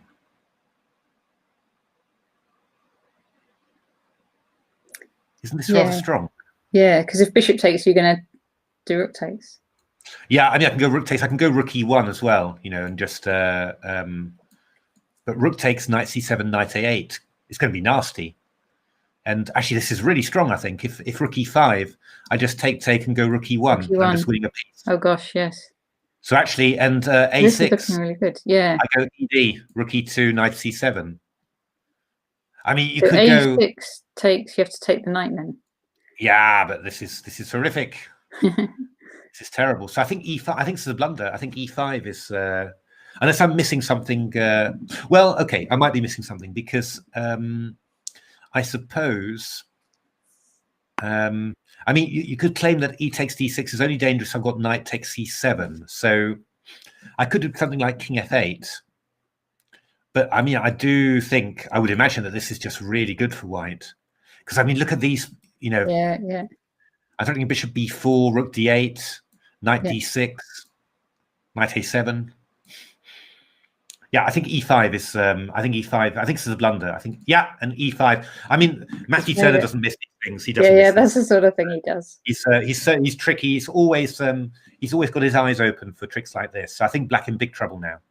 So, that calls for another small glass of port. Yeah. How are you doing with the port, Natasha? I've had a little bit. Which one did you have? It is late bottled vintage port, it says. Okay. 2014. Well. Quite nice. It's a very mini bottle, by the way. Very, very tiny. Oh, there we are. We've seen that Fisher fan. Yes, so Jude has lost there. Quick. Yeah, no, it went quickly. He was in a bit of trouble. He lost 2 pawns quite quickly to Tanmay Chopra, and that's a very early result there. Let's have a look at what's happening there? Mark Hebden against Checkmate a lot. Well, Checkmate a lot. I don't know whether he's checkmate, but he's certainly threatening some tricks. Discovered attack a lot. Actually, come to think of it, how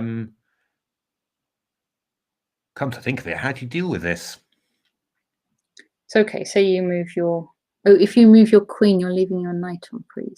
Yeah, this is... I think king h1 is going to be the only possible move here. Right. And now? Well, now...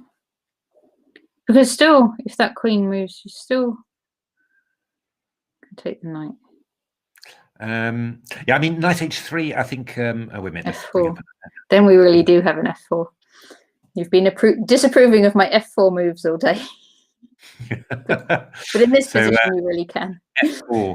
The question is whether we can really do this or not. I mean, could we plan? Do I still say plan when playing blitz? Oh, we did used to do that all the time. Yes, that's true. Yeah. Well, it is only polite. You have to warn your opponent when you're setting up a trap. Well, queen d5 is also possible. Threatening queen g2, mate. With the idea, of course, of f3, I want to go knight h3 then. But with my queen on d5. But whether that's actually...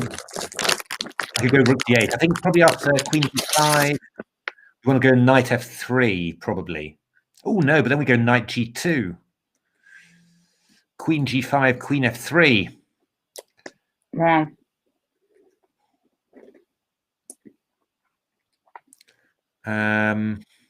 That's not so clear, actually. Maybe we've got maybe queen h5. Queen h5, queen d5. Ooh, I don't know. I mean, queen d5 is the first move that jumps into your head. Bishop h6 might be interesting as well. Just protecting the bishop, and I'm just threatening any range of discovered attacks, and I don't really know what the queen's doing. I think Mark's in big trouble here. I think this crowd is having some good ideas. If there's a queen sack, we need to drink a glass. Ah, fantastic. Brilliant. Absolutely. It's For every tactic that Natasha gets right, she has to have a glass. For every tactic I get right, you have to have a glass. And if I get it wrong, then I have to. Fair enough. So this is Matthew Wadsworth is doing a nice little grind there against Jem Gurner. 1, 2, 3, 4, 5. I mean, a passed pawn, but the bishop's awful. I would expect this to end up as a win for black there. I think that's looking very, very good. B unit. Bogdan. We'll put this knight in on d3. Oh, yes, with okay. the trick of queen takes d4. We talked about this one earlier. What did Bogdan? Knight's Oh, in on Lord, d3. black sacrificed a piece for this. My goodness. So let's have a look what happened. Knight d4, queen f6, indeed. G3, knight c5. I would say knight e5, but queen e3, rook c7, f4, and then, wow, knight takes g3. What a move. Very good.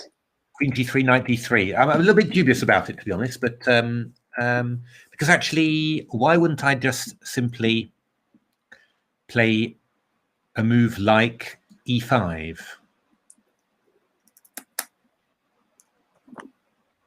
Why not e5? Because if queen f4, I go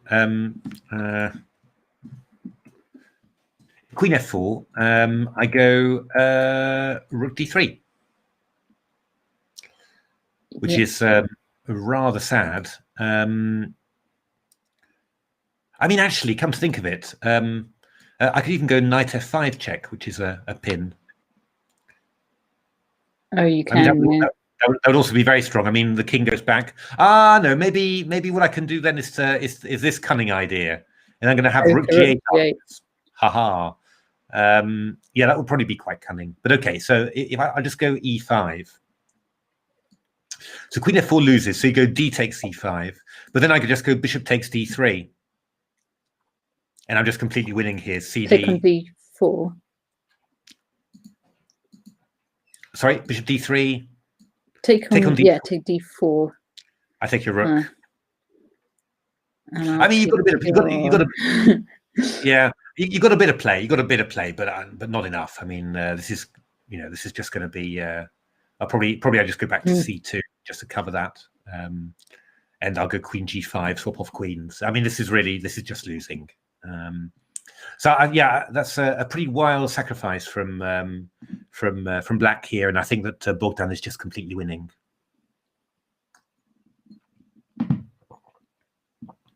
Oh my goodness! Daniel Fernandez resigned. Oh really? E5, rook c8, knight a7. Oh yes, in this position. Wow. I'm a bit surprised. Why did he resign? I think he'd had enough. He'd probably had enough. I mean, if we go back to b5, right? I mean, that's rather. But I'm not sure. It is true actually. Sorry, knight a7, rook a8. We do the same trick again. Takes and here probably. Okay, and rook can't take. A bit like the Zolivani game. We're just going c8 queen. So that's winning. Yeah. So yeah, creative play from Daniel Fernandez, but really missed this nasty trick. Yeah. Matt Turner gets a quick win. Well done, Matty T. Indeed. So looking, if I had to guess, I'd say he'll be ending up playing Mickey. Ameet showing his understanding of these positions because he moved his queen to c2 just to get his knight moving there. So now Mickey's got to find a good plan here. The only problem is that what's the knight actually doing when it gets to e4? It's just it's all surrounded. I mean, the one tactic you mustn't miss is f5. Looks decent to stop knight e4, but after f5 we have glass of port coming along, Natasha. Glass of port. What? F5 here. Yes. Okay. Wait. 5 seconds. 5. Oh, take on e6. Oh. Glass support for you. Rook takes e6, indeed, and then followed by bishop d5. So, I reckon that black can play maybe a move like bishop d7, for example, or king h8, And after knight e4, a knight e4, I just go back to c7, and well, eventually I'll go f5 myself. It's just kind of. I think white will probably play f4, but it's just this knight is always so horrible. It's always going to be a problem. Not going to be easy to make something of it, and Ameet's a very tough defender. I mean, maybe I suppose what you might say is that long term, White's plan might be to go knight e4 or to go f4, and then to go b3, and then to go knight b1 f2. And finally, you've got some sort of normal structure, but it's going to have taken you quite a few moves. So tough one there. What has Bogdan played? Oh, Bogdan's still thinking. That's really. I would have thought he'd just play e5 very, very quickly, to be honest. But Tom Villas, how is this going? He won a piece. Hack attack. Ooh, well. So his king doesn't look completely safe. Yeah, actually, Black found a nice little idea here. Black went f4, chased the bishop back to f1, and then c1 rather, and then took on f2. Because after king f2, queen that's another c6. piece. Yeah. They took one back on c6. If bishop there, then he goes queen b6 check. So we've got to this sort of position. Ooh, and I don't know really. This is sort of worrying in a way for Tom. So Tom isn't the only one with tricks. The other Tom also has tricks. Indeed. Toms always have tricks, don't they? Now, what is going to happen here? This is a bit of a wild one.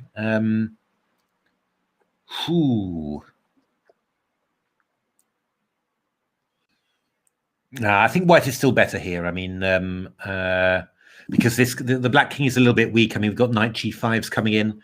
We've got queen f2s to deal with the Black Queen. But still, I mean, we could easily get a quick d5, d4, e4, get it wrong, and those pawns are rolling. So yeah, it's a tricky one. This one. It's going to be a good fun. It's going to be a great fun game. Always is when Hack Attack is playing. Well, Harry actually played. He played the Grandmaster recommendation here, which is not necessarily good news, but I think it was a good idea. Takes. And then Katerina came in with f5. Yeah. Whoa! Then we got Natasha's f4 here. Excellent. So, I said nice move, Harry.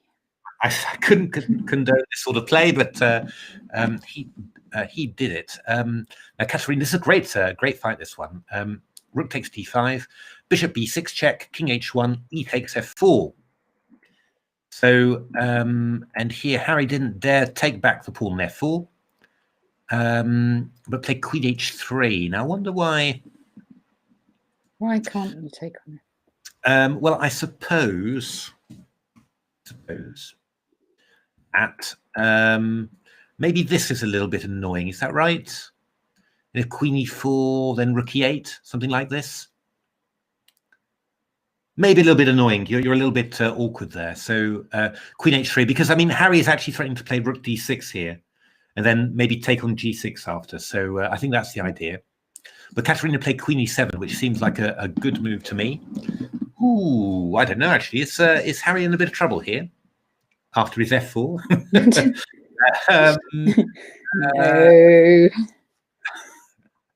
No. Not clear. This is a very sharp position. So, of course, EF, we've got... Can you play rook d6? Oh, actually. Yeah, rook d6 is one idea. I was just wondering about EF, actually. Takes FG. Yes. You've queen e7, I want to go rook h5. That's the idea, which is quite dangerous. So I think I've got to go rook b7. But that might actually just be enough. Is there anything that I can do here? No, unfortunately not. Okay, so that's fine. So we're going to go with Natasha's rook d6. And now, what are we going to do? Yeah, queen e4, probably bishop f3. Well, I don't know, actually. F takes c4, that's what I want to do. Okay. So what do you fancy, Natasha? Oh, yeah, go for it, Natasha. It's another port Another chance of a- thought. Oh, we've a got an chance- actual tactic. Rook d7.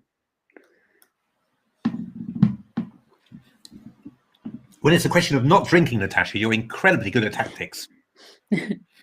So rook d7, indeed. So this just wins on the spot, in actual fact. So probably after rook d6, we should go queen e4. Yeah. And then we can just solidify with bishop f3. Well, Or rook indeed threaten mate. rook d7 looks really strong. Rook Actually. d7. Rook d7 is really, really strong. I mean, h5, I go bishop takes h5. This is just winning on the spot, I think, rook d7. So maybe after rook takes d6, we should play rook d8. And now. And now. we- Well, it's actually quite decent for black, actually. I mean, if I take the rook off, you'll just take back. I take off. I mean, actually, the white king, because of this move f4, the white king's very, very, very, very dangerous. So ef5, queen d4 is really, it's just curtains, basically. So rook d6, rook bd8, this might actually, rook fd8, this might actually be quite awkward.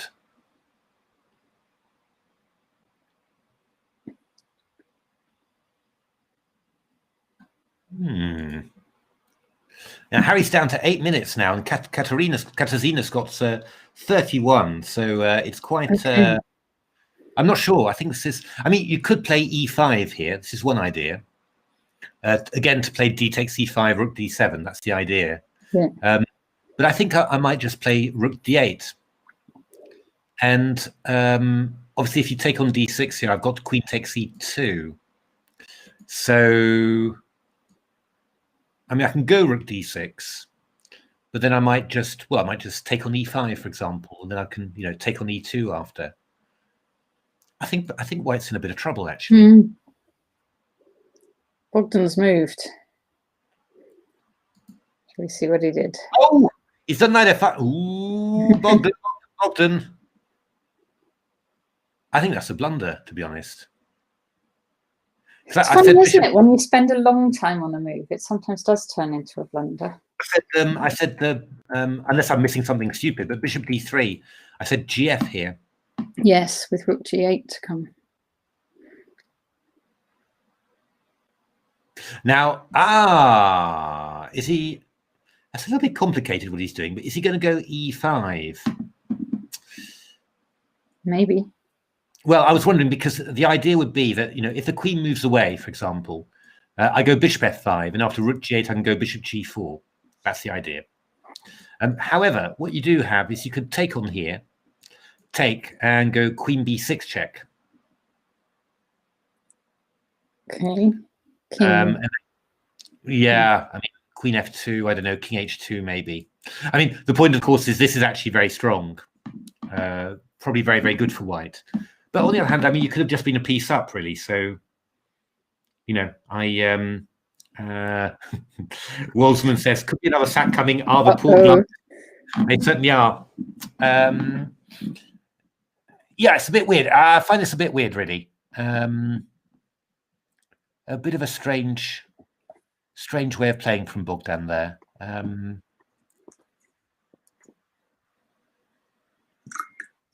Or could we do something brilliant here?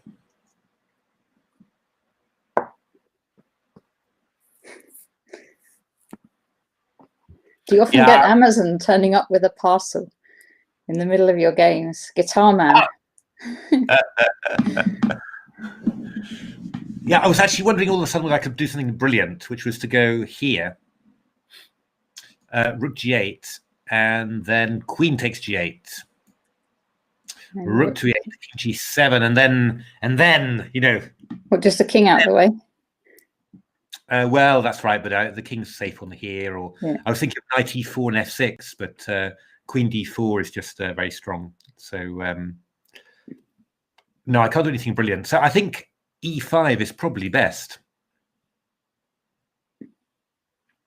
because I can't. This is really strange from Bogdan. I don't. It's a very strange way of converting the position. The ACF Zoom Amazon parcel rules are. Yeah, I mean, head straight back to the depot. I wonder about. I mean, I was wondering actually about the Zoom rules. What happens if you really need to go to the toilet in the middle of the game? Are you allowed, or No. You're not allowed. You're not allowed. No toilet. I mean, just during over the board game, I don't know particularly what it's like online, but during an over the board game, I'm going to the toilet quite often during a game. I'm drinking water and then going to the toilet and running around, generally looking angry and excited. So my goodness me, it's tough, this online chess. How's ooh, look at this. This is really both sides are going for it now. Queen h7 mate threatened. So this is Tom v Tom. This is Tom v Tom, and I mean, I guess that Tom is going to play rook takes g5 because I don't think there's any other move that that doesn't lose on the spot, basically. Oh, well, maybe h5 actually. h5 is possible. Wow, but isn't bishop f7? Oh no, bishop f7. We got bishop b5. Okay, then h5 is going to be what he does, I think. Most likely. Well, yeah, there's two possibilities. I could go rook g5 takes and d5 here. Feels a bit funny to swap off pieces like that. The idea is bishop b5. I've got queen b5 check. That's the idea. But I suppose I could just go. I can go bishop e2, and then the question is, do I have anything here with black, or is it does it look impressive but not particularly? I mean, probably I should probably just take on g7 first, just to be safe. Takes and bishop e2. I mean, f3 looks dangerous, but I don't think it's too. I think the king just escapes with a h6. Nah, it doesn't look very good. So I think h5 is what's going to be played. Yeah, Andrew. I mean, really, I have to say, I'm going to the toilet maybe, I don't know, 10 or 15 times during a game, and I drink a lot of water, and I really get incredibly nervous during a game. So I can't. When I was younger, I used to sit still all the time, but I can't sit.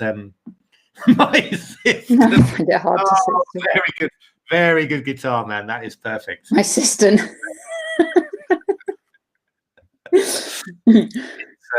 Yeah, no, it's oh, that sounds like a nightmare, frankly. My goodness.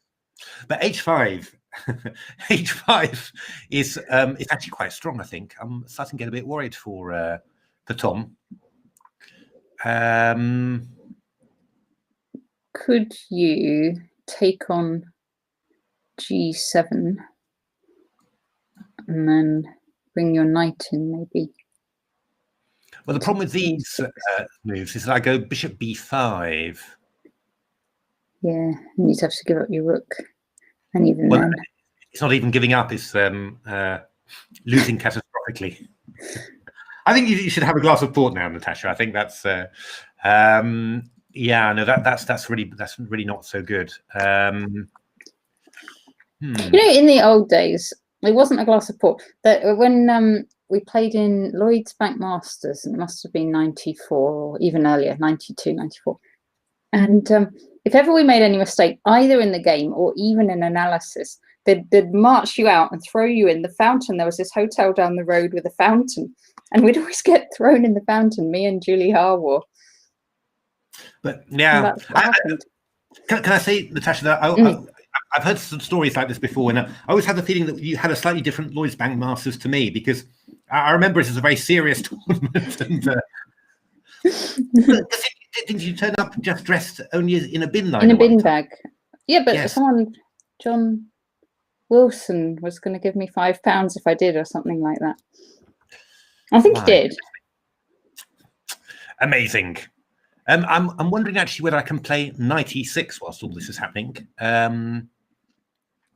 Just let me explain the idea. So it's rook e6, bishop e6, bishop b5 check. I go rook e2, and the idea is that if you go f3, then I go queen d8 check and queen g8 check.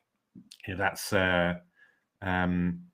c4 saving, Mark. That is very interesting. You are absolutely right, Mark. Because after knight e6 takes, we take check first. Yeah. Takes bishop e6. Mark points out bishop e5, c4. Very good. Now, what we could do is go d5. You remember John Wilson? I haven't seen him for years. I thought he went to. I'd gone to Austria or something for a while. I don't know where he is now. He was dressed with he had the sort of the punk hair and all that as well, didn't he, Johnny Wilson? Yeah. Dressed him like a little bit gothic.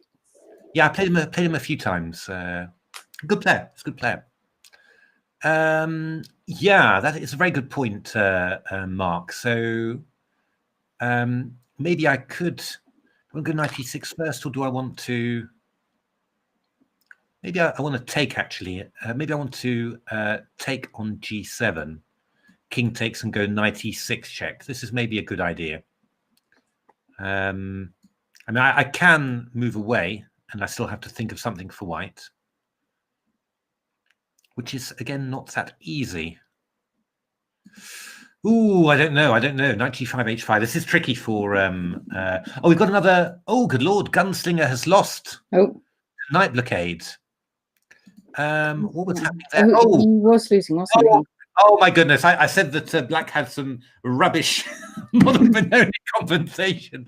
Well, it looks like it turned out to be well, not rubbish. P3. It looks like it turned out to be more than just a bit of rubbish, because Black sacked everything. Nice. Queen h2 check, queen h1, bishop d4. Yeah, and this was appalling. So there we are. Great. What's Bogdan? Oh, Bogdan. Okay, what did Bogdan do? Oh, he went knight takes d6. That's rather disappointing, really. So yeah, I mean, Bogdan's a pawn up and winning, of course, but he could have been a piece up and winning. So a guitar man says Tom's positions tend to resemble the scenes where Harold Lloyd is hanging by a fingertip from one of the hands on the clock tower. He won't be concerned. No, I think he's probably normal. It's probably just normal here. Oh, let's have a look. Oh, this looks good for William here. So he did in the end. He went for this is William Claridge Hansen against Zoe Varney. Exactly. He went for exchange of queens there, and went for the positional compensation. Oh, yeah. So this was he was doing a kind of new move in the opening, bringing his knight into d6. Exactly. And now we've got to this position: 1, 2, 3, 4, 5. 1, 2, 3, 4, 5. But obviously, this the two bishops and this pawn's dropping. Yeah, this is you can't hold this pawn. If rook f8, then bishop g7. So sorry, bishop g7 here. So I'm afraid this is going to be curtains for Zoe here. Mind you, she did defend a terrible position earlier today, and got away with it. She did indeed. She did indeed. I mean, that was really that was incredible how she managed to defend that one. But I think Williams Williams in super form this tournament. That's true. Yeah. I think he's. I think I would back him to win this game. Let's have a look. Rock Troll. Let's keep on going. Oh, Rock Troll. He took on f5. He didn't take on h5. And I do really feel that his position is quite difficult for white rather, because I mean, if you do something like queen d2, I can even go takes, queen takes d2, king takes d2, and then bishop h6 check, for example. So this is the game where white was going to get a draw by playing knight takes h5. That's right, by repetition. So this one's quite tricky. Maybe rook f1. Ooh, I don't know. It's very easy to fall for tactics in this one. I'd much rather be black. Julia Volovich is in complete control here. Threatening rook takes c8. Yeah, I mean a6 back to defend. Yeah, and then we bring the king out. Well, indeed. Then what? Indeed, it's I don't know, but it's not. Whatever you like. Yeah. Whatever you like, really. Maybe f4 is quite a nice move. F4. There we go. There's the position for f4. Indeed. So that's going to be very good. Yeah, I mean that's looks very clear. Ifan against idle player. Ooh, what have we got? 1, 2, 3, 4, 5, 6. 1, 2, 3, 4, 5, 6. Black looks to be a little bit better now. 2 bishops and queens off, so not really much of an attack for white. Looks like Peter Finn has been offered a draw from Hebden. Is that right? Well, actually, I'm. I didn't see it on my games, but because I mean, Pete, he's got 1, 2, 3, 4, 5, 6. 1, 2, 3, 4, 5, 6. I mean, honestly, if Mark offers you a draw, then You've got to be suspicious. It's got to be pretty bad, I'd say. And I think it is. It's not just doing well, not a draw offer, not an actual draw offer. Right. But I think rook takes a5. Yeah, I mean, Peter is doing great. He's doing really, really well here. Look at all those split pawns and everything. I mean, really good. So how did Mark do it? Mark went knight c6 in that position. Okay. And then Peter went here, and they got this position. Well, I think I'm going to have some red Leicester then. Red Leicester cheese, because red Leicester. Because Mark's from Leicester, isn't he? Oh, of course. Cheese. God, cheeses. Yeah. Cheese. I always thought, by the way, for cheeses, I thought of Anish Brewery. Ah, very good. Very there good. We are. See, so, but I'm not quite sure who else. You've got mince pies, haven't you? Pie there. So,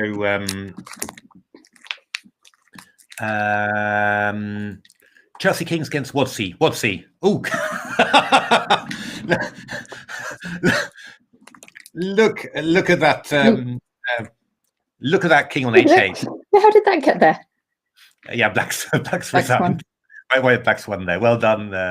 My goodness, that's the most shocking king I've ever seen. How did it get there? Yeah. Well, White came in with a king, boldly advancing, and then just sort of overshot his mark, really, I think, and ended on h8. So, okay. Ooh. Gregor Toczek fighting back there with an f5. Oh, this is a little bit.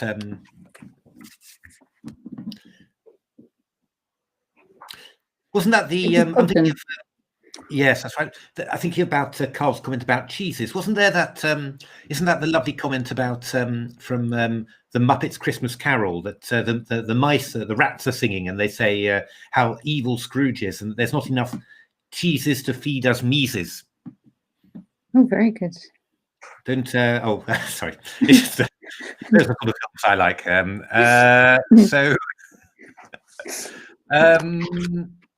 What is Bogdan going to do here? Rook d4. I suppose that's probably. Is that? Oh, I don't know. I was actually wondering about playing. Whether it might be better to play e5 actually, and after rook f4, I want to go rook d4. So if rook f2, I go rook b4, and I'm hitting these two. Yep. So then you take on d4. I take with the rook, and then afterwards I get e6. I thought maybe it was worth a pawn to, just to keep these two pawns. Yeah. Because I'm wondering a little bit after rook d4. I can probably just take on e4. I mean, if I'm going d6 now, then Black's going to go e3. I'm getting a bit nervous about about the position. It's just my beautiful structure is getting ruined. And if I haven't got a win in this position, a tactical win, then I should never be allowing the pawns to be broken up. That's the feeling, really. Okay, I don't know. This is Welsh Tiger fighting back. Yeah. Tom. Oh God, Tom. took on f4. The move that I thought about it, but I said only a total lunatic would take on f4 with his king on f1.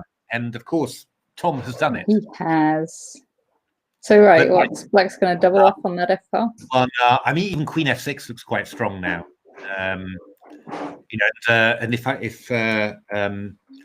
queen takes f6, then I just go rook f6, g3, g5, and black's just going to be a pawn up, or 2 pawns up even.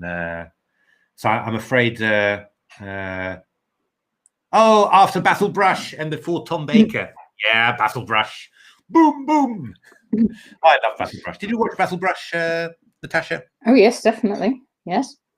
It's I actually had well, I grew up in France, in actual fact. So I saw a lot of French children's TV when I grew up.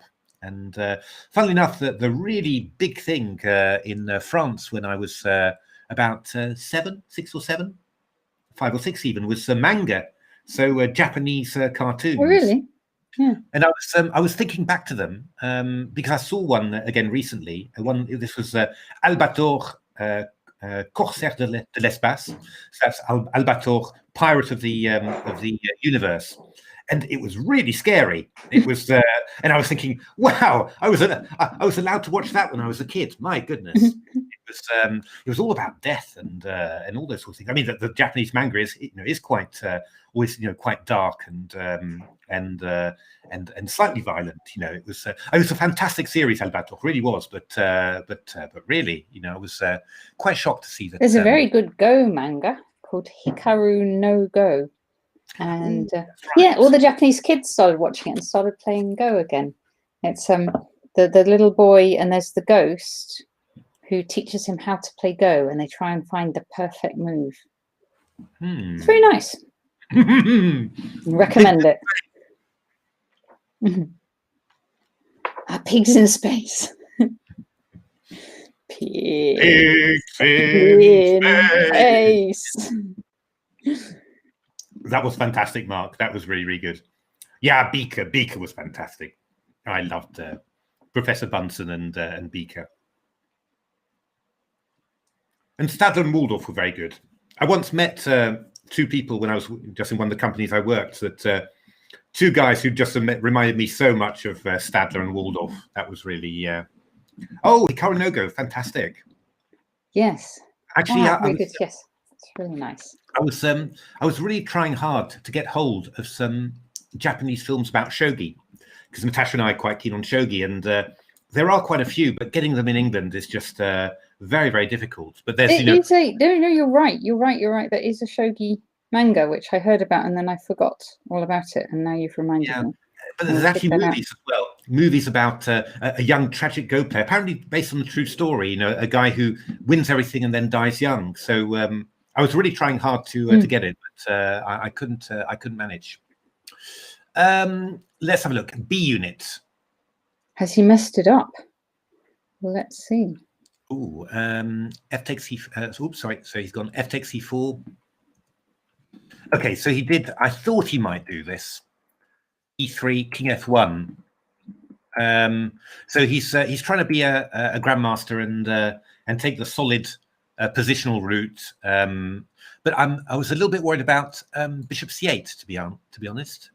B unit offered a draw. Has he? Okay. I don't think he should offer. Well, maybe this is seriously worrying then, because Bishop C8 attacks the pawn on H3. I think maybe he missed this, and that's why he's offering a draw. H4, and then we can go Bishop G4, and you're not going to get close to the pawn. Now, I would think that you've got moves like Rook E4 or D6. I wouldn't have thought that Black is better here. I would have thought that White's still got some chances, because I don't really see how you capitalize on this pawn, but he's offered a draw. I would take it if I was Black, to be honest. I think that's actually quite a good offer.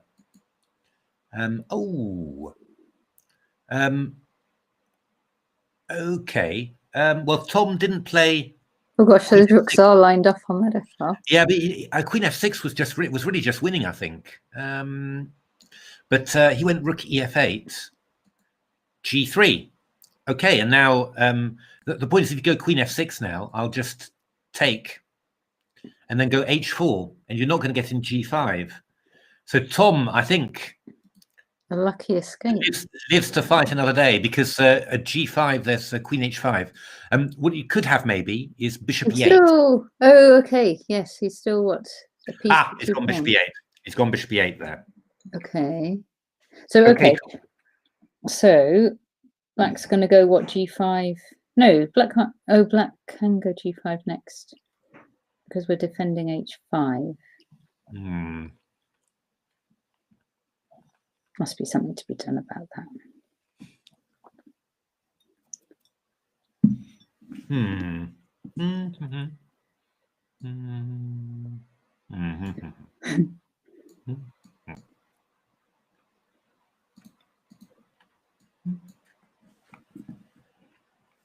Ooh.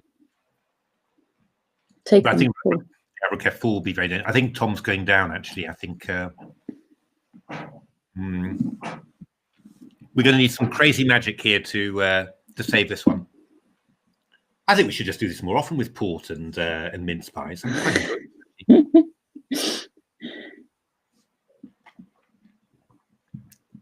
Well, I mean, but say we give a piece back. Because, I mean, we are a piece up. Indeed, but we're also a few pawns down. Yeah. I can't see a good way to give back a piece, really.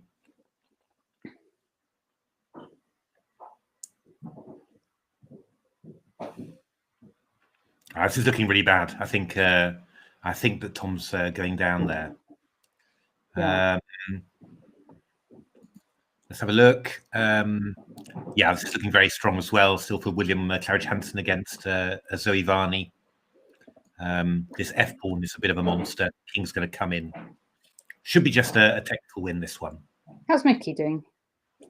Oh, Mickey, of course. Ameet's down to 58 seconds. But look, Ameet's getting his knight back. It's coming back round. We had quite a long route mapped out for that knight. Indeed. I mean, this is the thing about Ameet. He's a really tough defender. I mean, he's I'm saving the planet by recycling jokes. Yes, very good. I mean, he's a very tough. He doesn't just give stuff away, and he's a very good blitz player as well. So you don't put him away easily. No. And I guess what's he aiming for? I guess he's just going to go. Oh, very solid. Going to go King H2. Going to go F4. I thought he might have gone F4 before. Now I would think that Mickey would go G5, to be honest, just to make F4 difficult. But Ameet's done this really well. I mean, I was really thinking he was going to get rolled up maybe quite quickly, but he's hanging in there. It's not going to be easy for Mickey. The only thing, of course, as always, Mickey giving himself every chance by being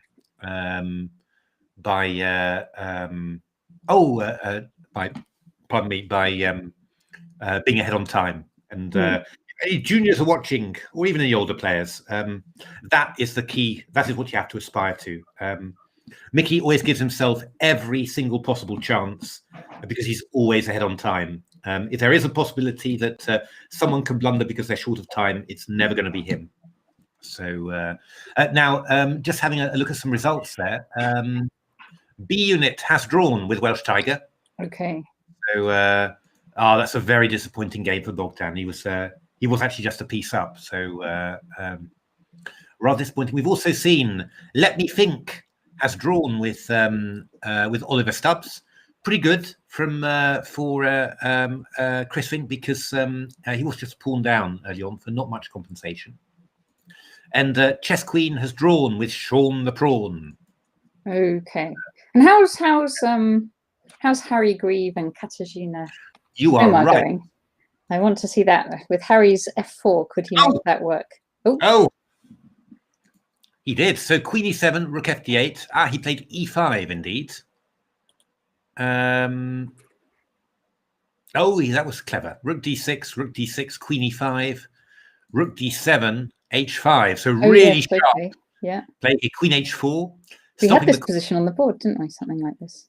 something like this, but I didn't. Yeah, Harry's done it better than I realised actually. Oh, because we were looking at bishop h5, but in a slightly different position where it's. Yeah, I looked at it through a slightly different move order, and it's yeah, no, this is much better in actual fact. Ooh, so Katarzyna actually had to give up her queen. Yeah. But it's slightly tricky. H2, H4. Wow, what a position. Wow. What a crazy position. And Harry Greaves down to his last 10 seconds here. This is not easy. How are you going to win this? Oh, 2 seconds. Oh, Queen C4. Well, you can't move that bishop, can you? No, so I guess King G5 here is going to be the move. You got to somehow queen your B pawn, maybe. I think you're going to have to go G3 at some stage, I think. Okay. Or you've got to find some super clever tactic with playing B6, yeah, King G5 from Katarzyna.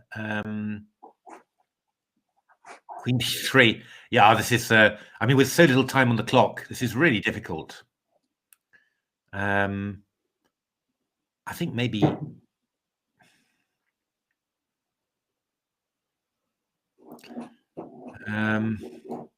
I mean, yeah, what can Black do here? Maybe you go A4. Would A4 be clever? You could just mess things up, but that you might actually be able to just get a little advantage, or you can just go King H6 and just say, okay, show me, prove it to me what you're aiming to do. I mean, you would have thought that if White's going to manage anything, then maybe something like G3 here. Takes, but it's very risky. I've got rook e3 actually, f3, so you could easily just lose this one. I don't know actually. Is it possible to get out of this one? You got to pass b4. Yeah, it's got to be to do with this pawn, hasn't it? Somehow divert the bishop or something. So if I go b6, for example, I go king h6, I go b6. Yeah. Takes and takes. So you can't go bishop f2 because I've got queen f4. That's the key idea. Yeah, so bishop e3. Yeah, that's natural. And now the question is, I have to have something now. I don't think I have actually, because I mean, if the bishop moves away, I just give a check on here and mate you in actual fact.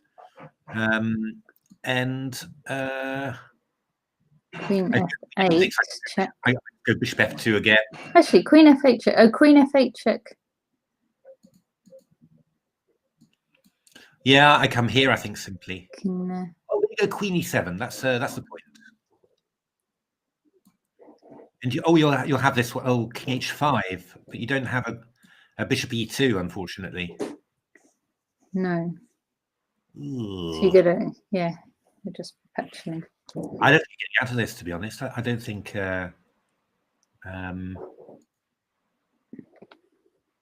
Oh, what happened there? Oh, he went a3. Okay, yeah, takes. Fair enough.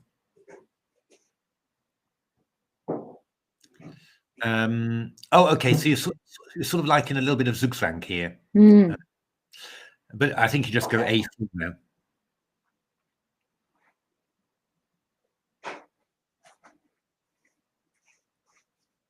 Bishop e3 is also very decent. So what, a4? Yeah, we go back to f2. I would have fancied having the pawn on a4, to be honest, but yeah, a4. And Katarzyna will go bishop f2, I think, as well. Wow. Just have a quick look at my columns. I see Ameet. Oh, this has gone wrong. Why did Ameet go f4? He's put his knight back. I thought his knight come. Oh, it's like it went to a4 as well. Ooh. I think he was worried. Maybe he was. I think coming back here would have been better than f4. He's going for a bit of counterplay here, but Maybe he didn't want both his knights on the edge. Okay, well, this is quite thrilling now. So, I mean, FG, obviously there's Queen H6, too dangerous, but what if I just go King G7 here? I don't see why this is... This looks very pleasant for black. I mean, I don't... I think Mickey's going to do the business again. How is this going?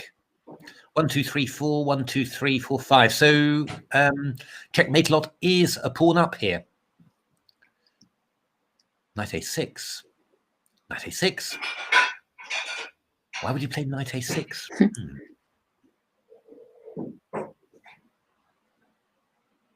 Oh, I don't know about that. I was thinking about Knight takes B5 actually. You know, to Yeah. that knight's awful there. Yeah, Rook C2. Actually, I think Peter's maybe winning this. No, maybe not. Maybe Mark's got this clever idea of Rook E6. Maybe we're going to go B3.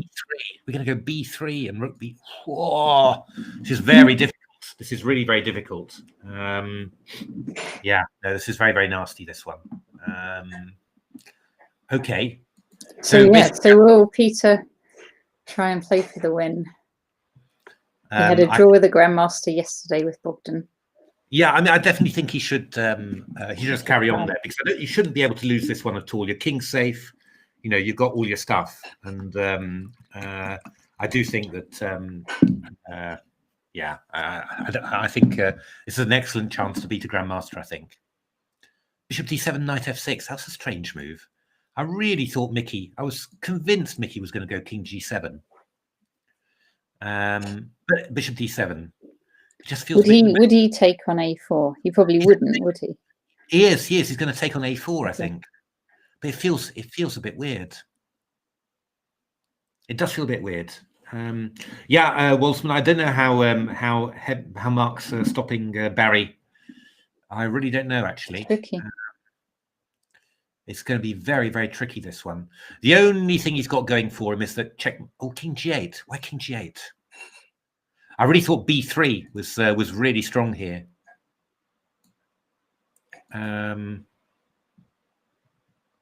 Yeah, but this knight's so misplaced on A6. It really is. I don't think that was a very good idea at all to do that. Mark's still in very big trouble here. Mickey against Ameet. Yeah, Mickey has taken the bishop. Has taken the knight, rather. Yeah. I'm surprised about that. I really am. Yeah, maybe he just... Oh, has he got a fork? Here, Queen... No. No. Just going for the double pawns, I suppose. Yeah, it's just I get Queen B2. Yeah, I don't know.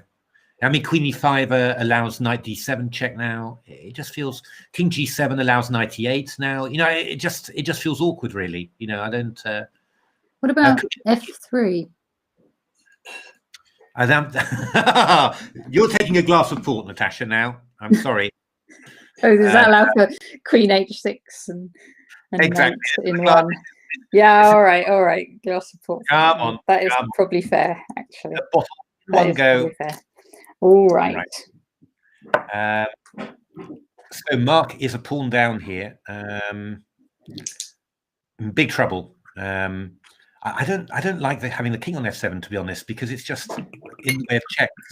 It'd be much better just to move along like that. But yeah, still looking very dangerous for Mark here. I'm really worried for him. Okay, let's have a look. How's Tom doing? Tom. Tom. Oh my goodness! What? Wait a minute. How are you stopping? Who's this? Delivering mate here. Oh, no. Oh, wait a minute. Queen H8, Queen H6, King F5. Oh dear, the battle of the Toms is really. Oh my goodness me. Because I could go. Ooh.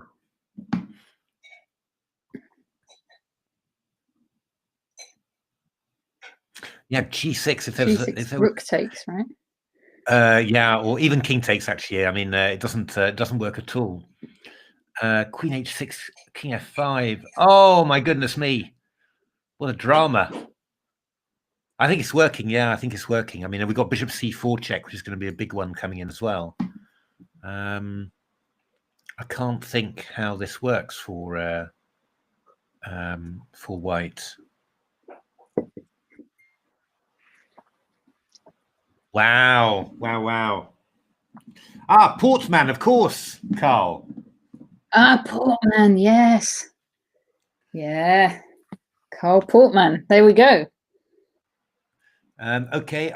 Harry Grieve and Katarzyna have drawn this fantastic game. Well played, both players. Really very exciting. Yeah, because white couldn't make progress, even though he had an extra queen. So this is going to be winning now for William. He's sacrificed the exchange and broken the blockade, and this is just completely winning this one.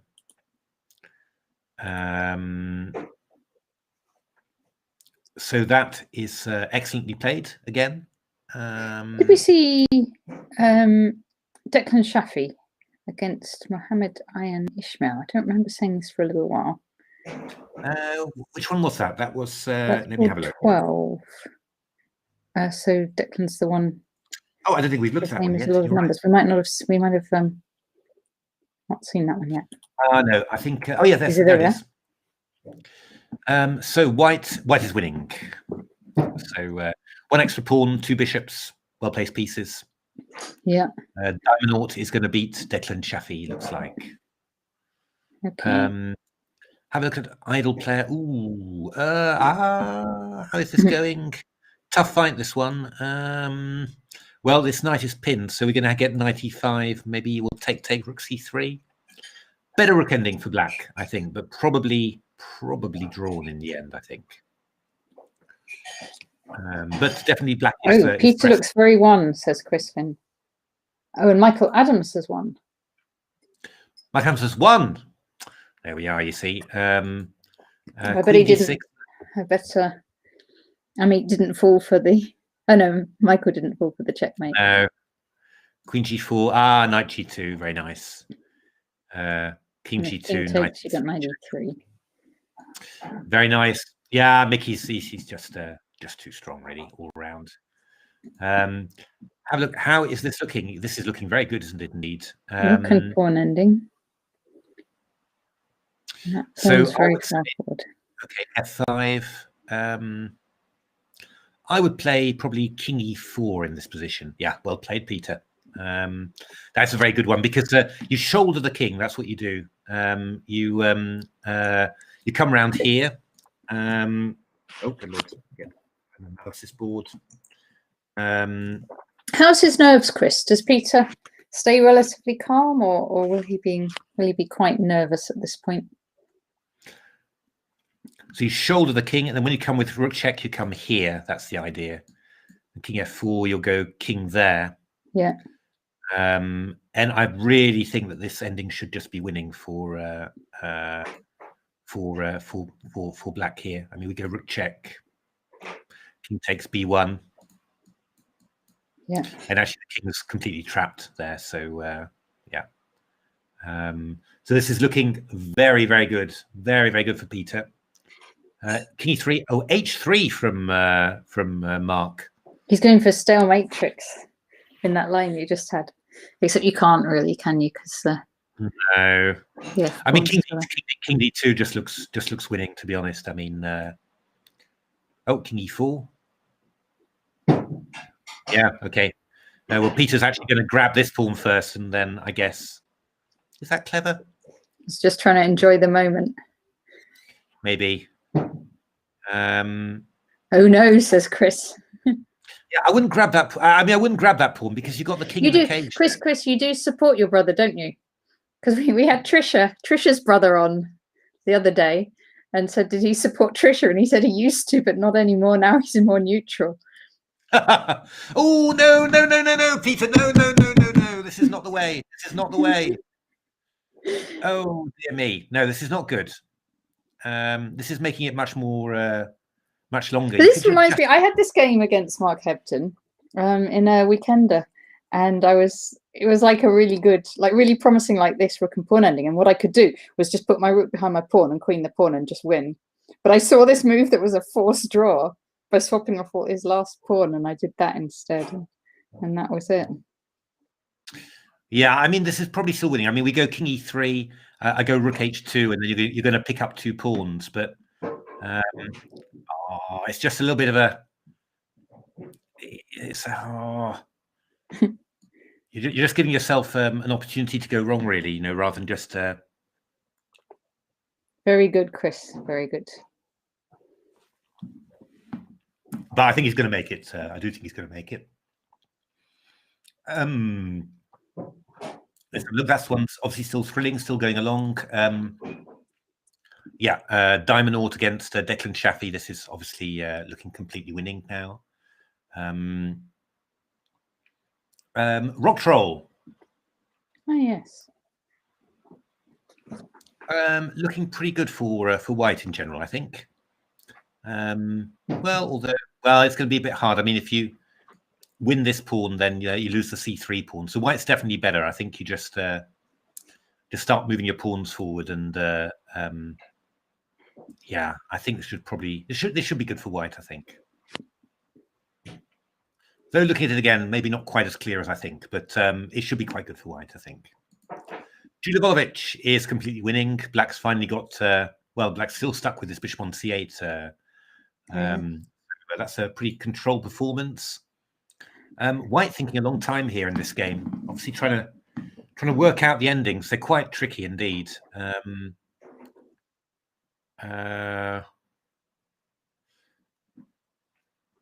mean, you can play knight e5 when you're a bit worse in an ending. You can play. What could you do apart from that? I mean, you can play stuff like knight a5 and b5, but then the bishop gets active. I'm not sure about that one. Claridge Hansen has won now against Zoe. That's weird. White has offered a draw without moving. Oh. Strange. Sorry, William Claridge Hansen has won. He won. Okay. Yes. How about Tom v Tom? Oh, of course. Yes, that was. Oh wow! How did Tom? Has he escaped? Rook c8 he played. Just look at that. Back, just holding it, just giving black the move, and there are many moves here that win. I mean, bishop g8, for example, would be very sensible. But we got rook g8, queen d7 takes, queen check. Oh. And now queen g7 allowed, queen f5. Uh-oh. So now how is this? Oh, queen and 4 against queen and 4. It should be a draw. It should be a draw. This, I think. Good.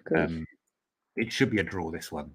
But I wonder whether it's. I mean, I'm sure one of the Toms is gonna go for it, isn't he? King e3 or something, or. Wow! What's going to happen in this game? Yeah. Still a few more twists, I think, in this game. Bishop d3. Ooh. d3. It's quite an interesting one. This one. It's going to be a tight little game. I mean, Black's pawns are really marching. I think I was maybe a little bit optimistic when I said that White was clearly better. Maybe they just check. Could be.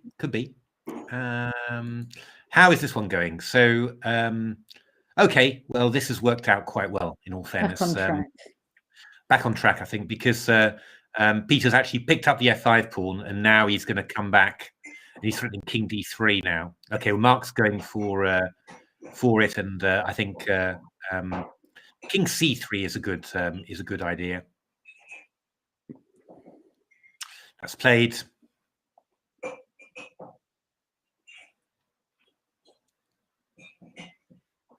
Yeah, this is completely winning for. Tom won 115 move queen ending in the first round of the Major Open. Went on to win the event. He's going to keep playing and playing. He's going to play till Christmas, isn't he? Indeed. So if king g5 here, we can go rook d5 check, and then rook c5.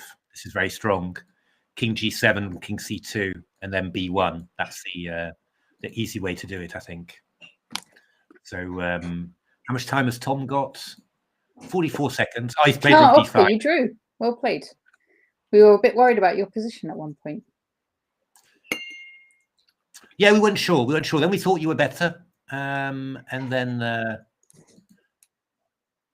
King G6. So, oh wow, but this has got twists still. So it's because I think other Tom's playing aggressively now. Oh, Tom O'Gorman. Yes. Look, we get Queen F6. We get Queen F6. King G4, G6. Uh-oh. Here we go. So Not how easy. Is this? Not easy. I mean, E3, you go G7 here, Queen check. We just escape round here. Oh, I'm not sure. The Queen B1 check. No, Queen B1 check, we go King E2. You would think there'd be perpetual somewhere. You would have thought there was a perpetual before, but somehow, wow. Oh, he's gone back. He's gone back. Oh, he's gone back. G6. G6 is in. Oh, dear me. C2, Queen B4. Oh, I don't know really. D4. That must be Queen B4 was played.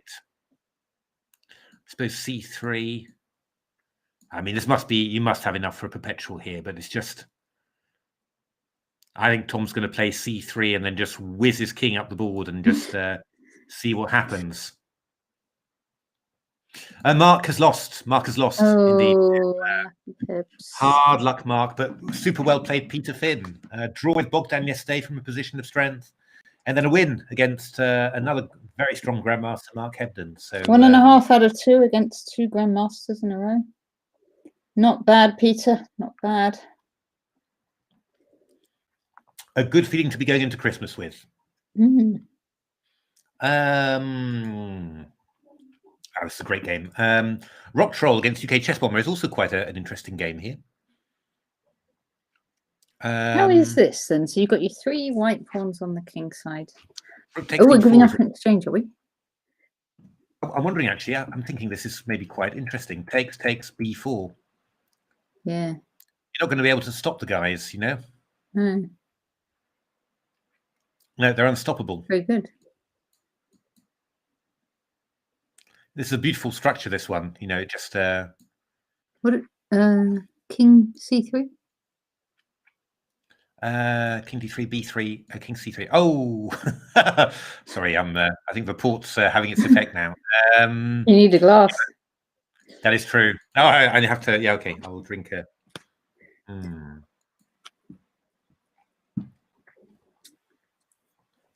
Interesting.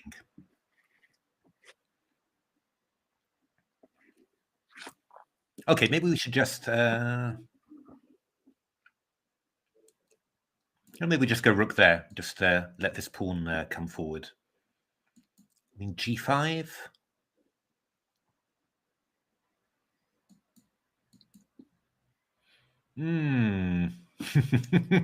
Who knows? My goodness me.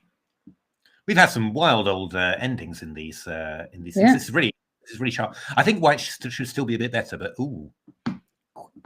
Pawn E3. Wait a minute, it's G7. Yeah, G7 is just looking. So is white going to win this game? Oh, Queen D4. Oh my goodness. Oh, check. Yes, good point. But if you go Queen D3. Yeah, you can do this, but. Yeah, it's not a win. Oh, no. I go Queen G4 check. That's what I do. King C1. I think Tom blundered there. Queen G4 check. King C1, I go Queen here. King B2. Queen G7. Oh, dear. So I should go Queen E2 probably. Check there.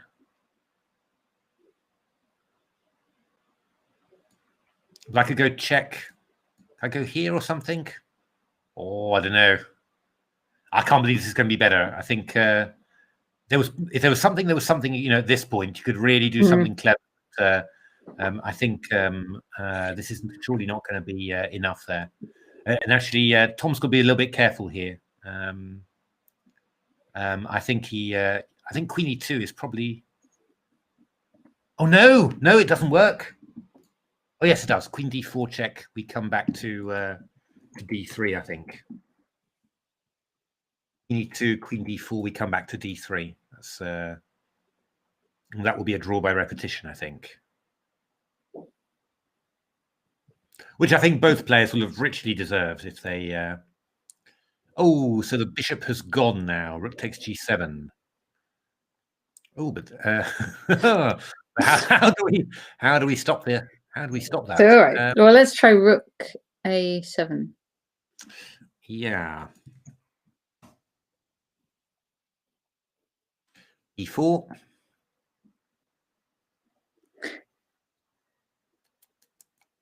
I mean, I'd like to check, but you come here. You stop my bishop coming to D5. And check, you come here. And coming with B3. Ooh. My goodness me. I suppose I could go Rook G1. Mm-hmm. And if here I go check, and there I come here. I go Rook D2. Ooh. No, this is oh my goodness me! What an amazing idea! Rook A7 B4. I'm wondering actually. I mean, you could have. I think it's why could have played Rook A3 here earlier on. Oh yeah. A3 G7. That would have been winning. That would have been winning. Oh yes. Oh my goodness! And he took the piece, and now I'm seriously wondering. Actually, this is horrible. So now what we need to do? We can't go B2, so we need to start chasing the bishop now. Go Rook E2, I think. Okay. Bishop G6.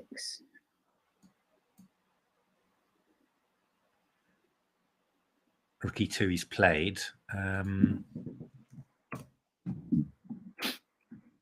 Bishop G6, and then we go Rook E1 with A1 to come. And that is that gonna? Are you gonna make a draw with that? I don't think you are. I think this is going to be a win for Bishop F5 was played, but Rook E1 now. Rook E1 simply. I mean H6. Queen. Yeah. So Rook E1, H6, A1, Rook A1, Rook A1, H7. Yeah. Rook H3, King G6. Yeah. B2. King G7. Check. H6, Bishop G6. Bishop G6, you go B2. Oh, okay. No, I'm getting too excited here. Looks like Rook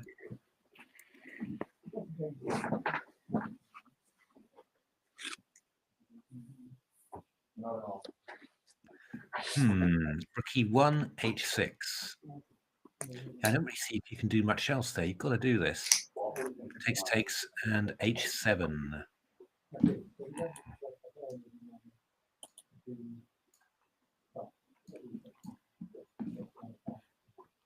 Even stronger King F6, I think.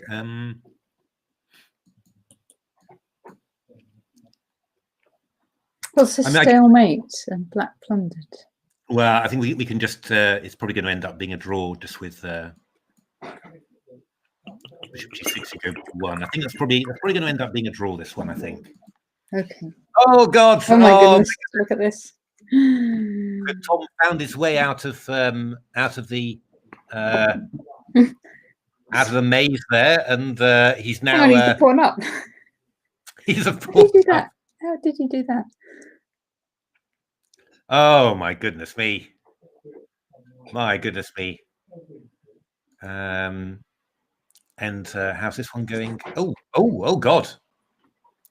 This was a radical way of playing.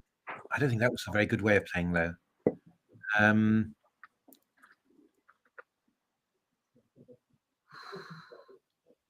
This is not going to work. Simply, I mean, you've got too much fun. I mean, you're only going to win those two pieces for the 2 pawns, but then this one queen. So looks like white is winning. I think black had a draw easily, but White is winning. Do you think? White is winning now. Yeah. I just go bishop g6 here, for example. And after king b2, I go h8 queen, and you know, just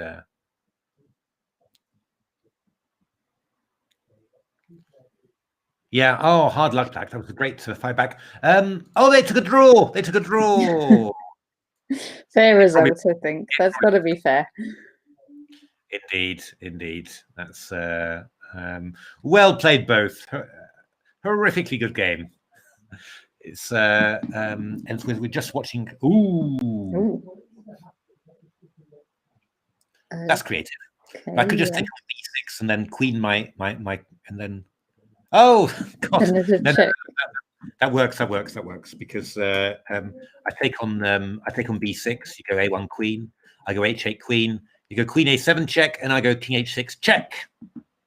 Oh, very good. Yeah. So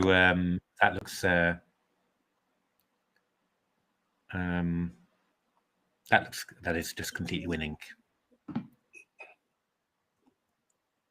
Oh, this is probably completely good. Oh no, b2. Ooh, what's happening here now? If you go rook a2, I go if rook a2, I go b6. b2, rook a2, rook g6. King takes b1 queen. Oh my goodness. Which queen was check. Well, yeah, we're in check. We're in check already.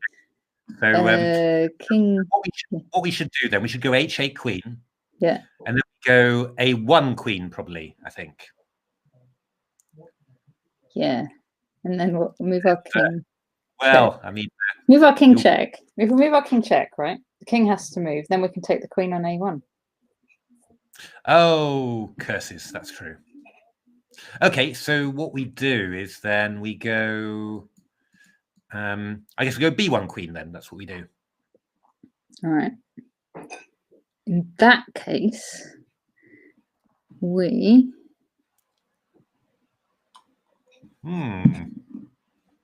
We still move our king check, don't we? I mean, you've got to do that whenever you can. They finished. They finished. Oh, yes. He went rook b8. Yeah.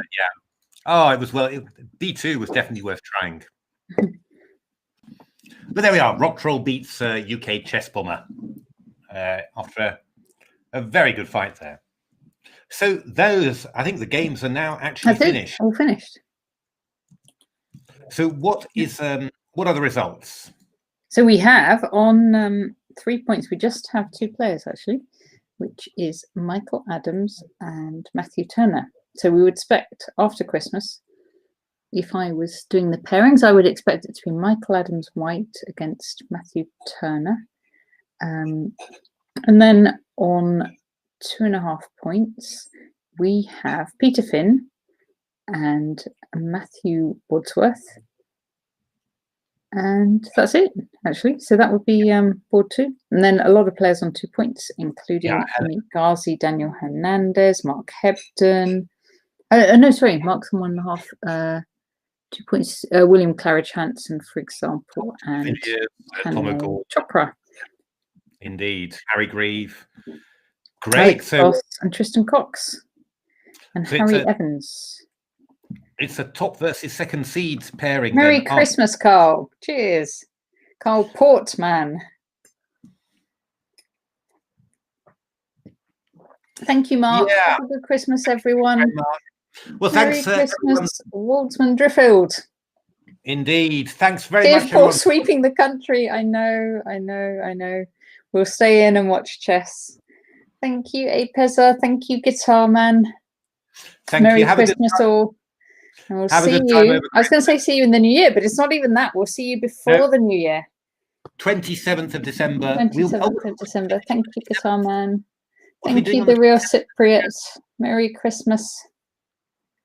What are we doing, Natasha, on the 27th? Oh, we're sorry. doing- Yes. Okay. On the 27th, I can tell you, I think it's the women's at 1 o'clock. Yes.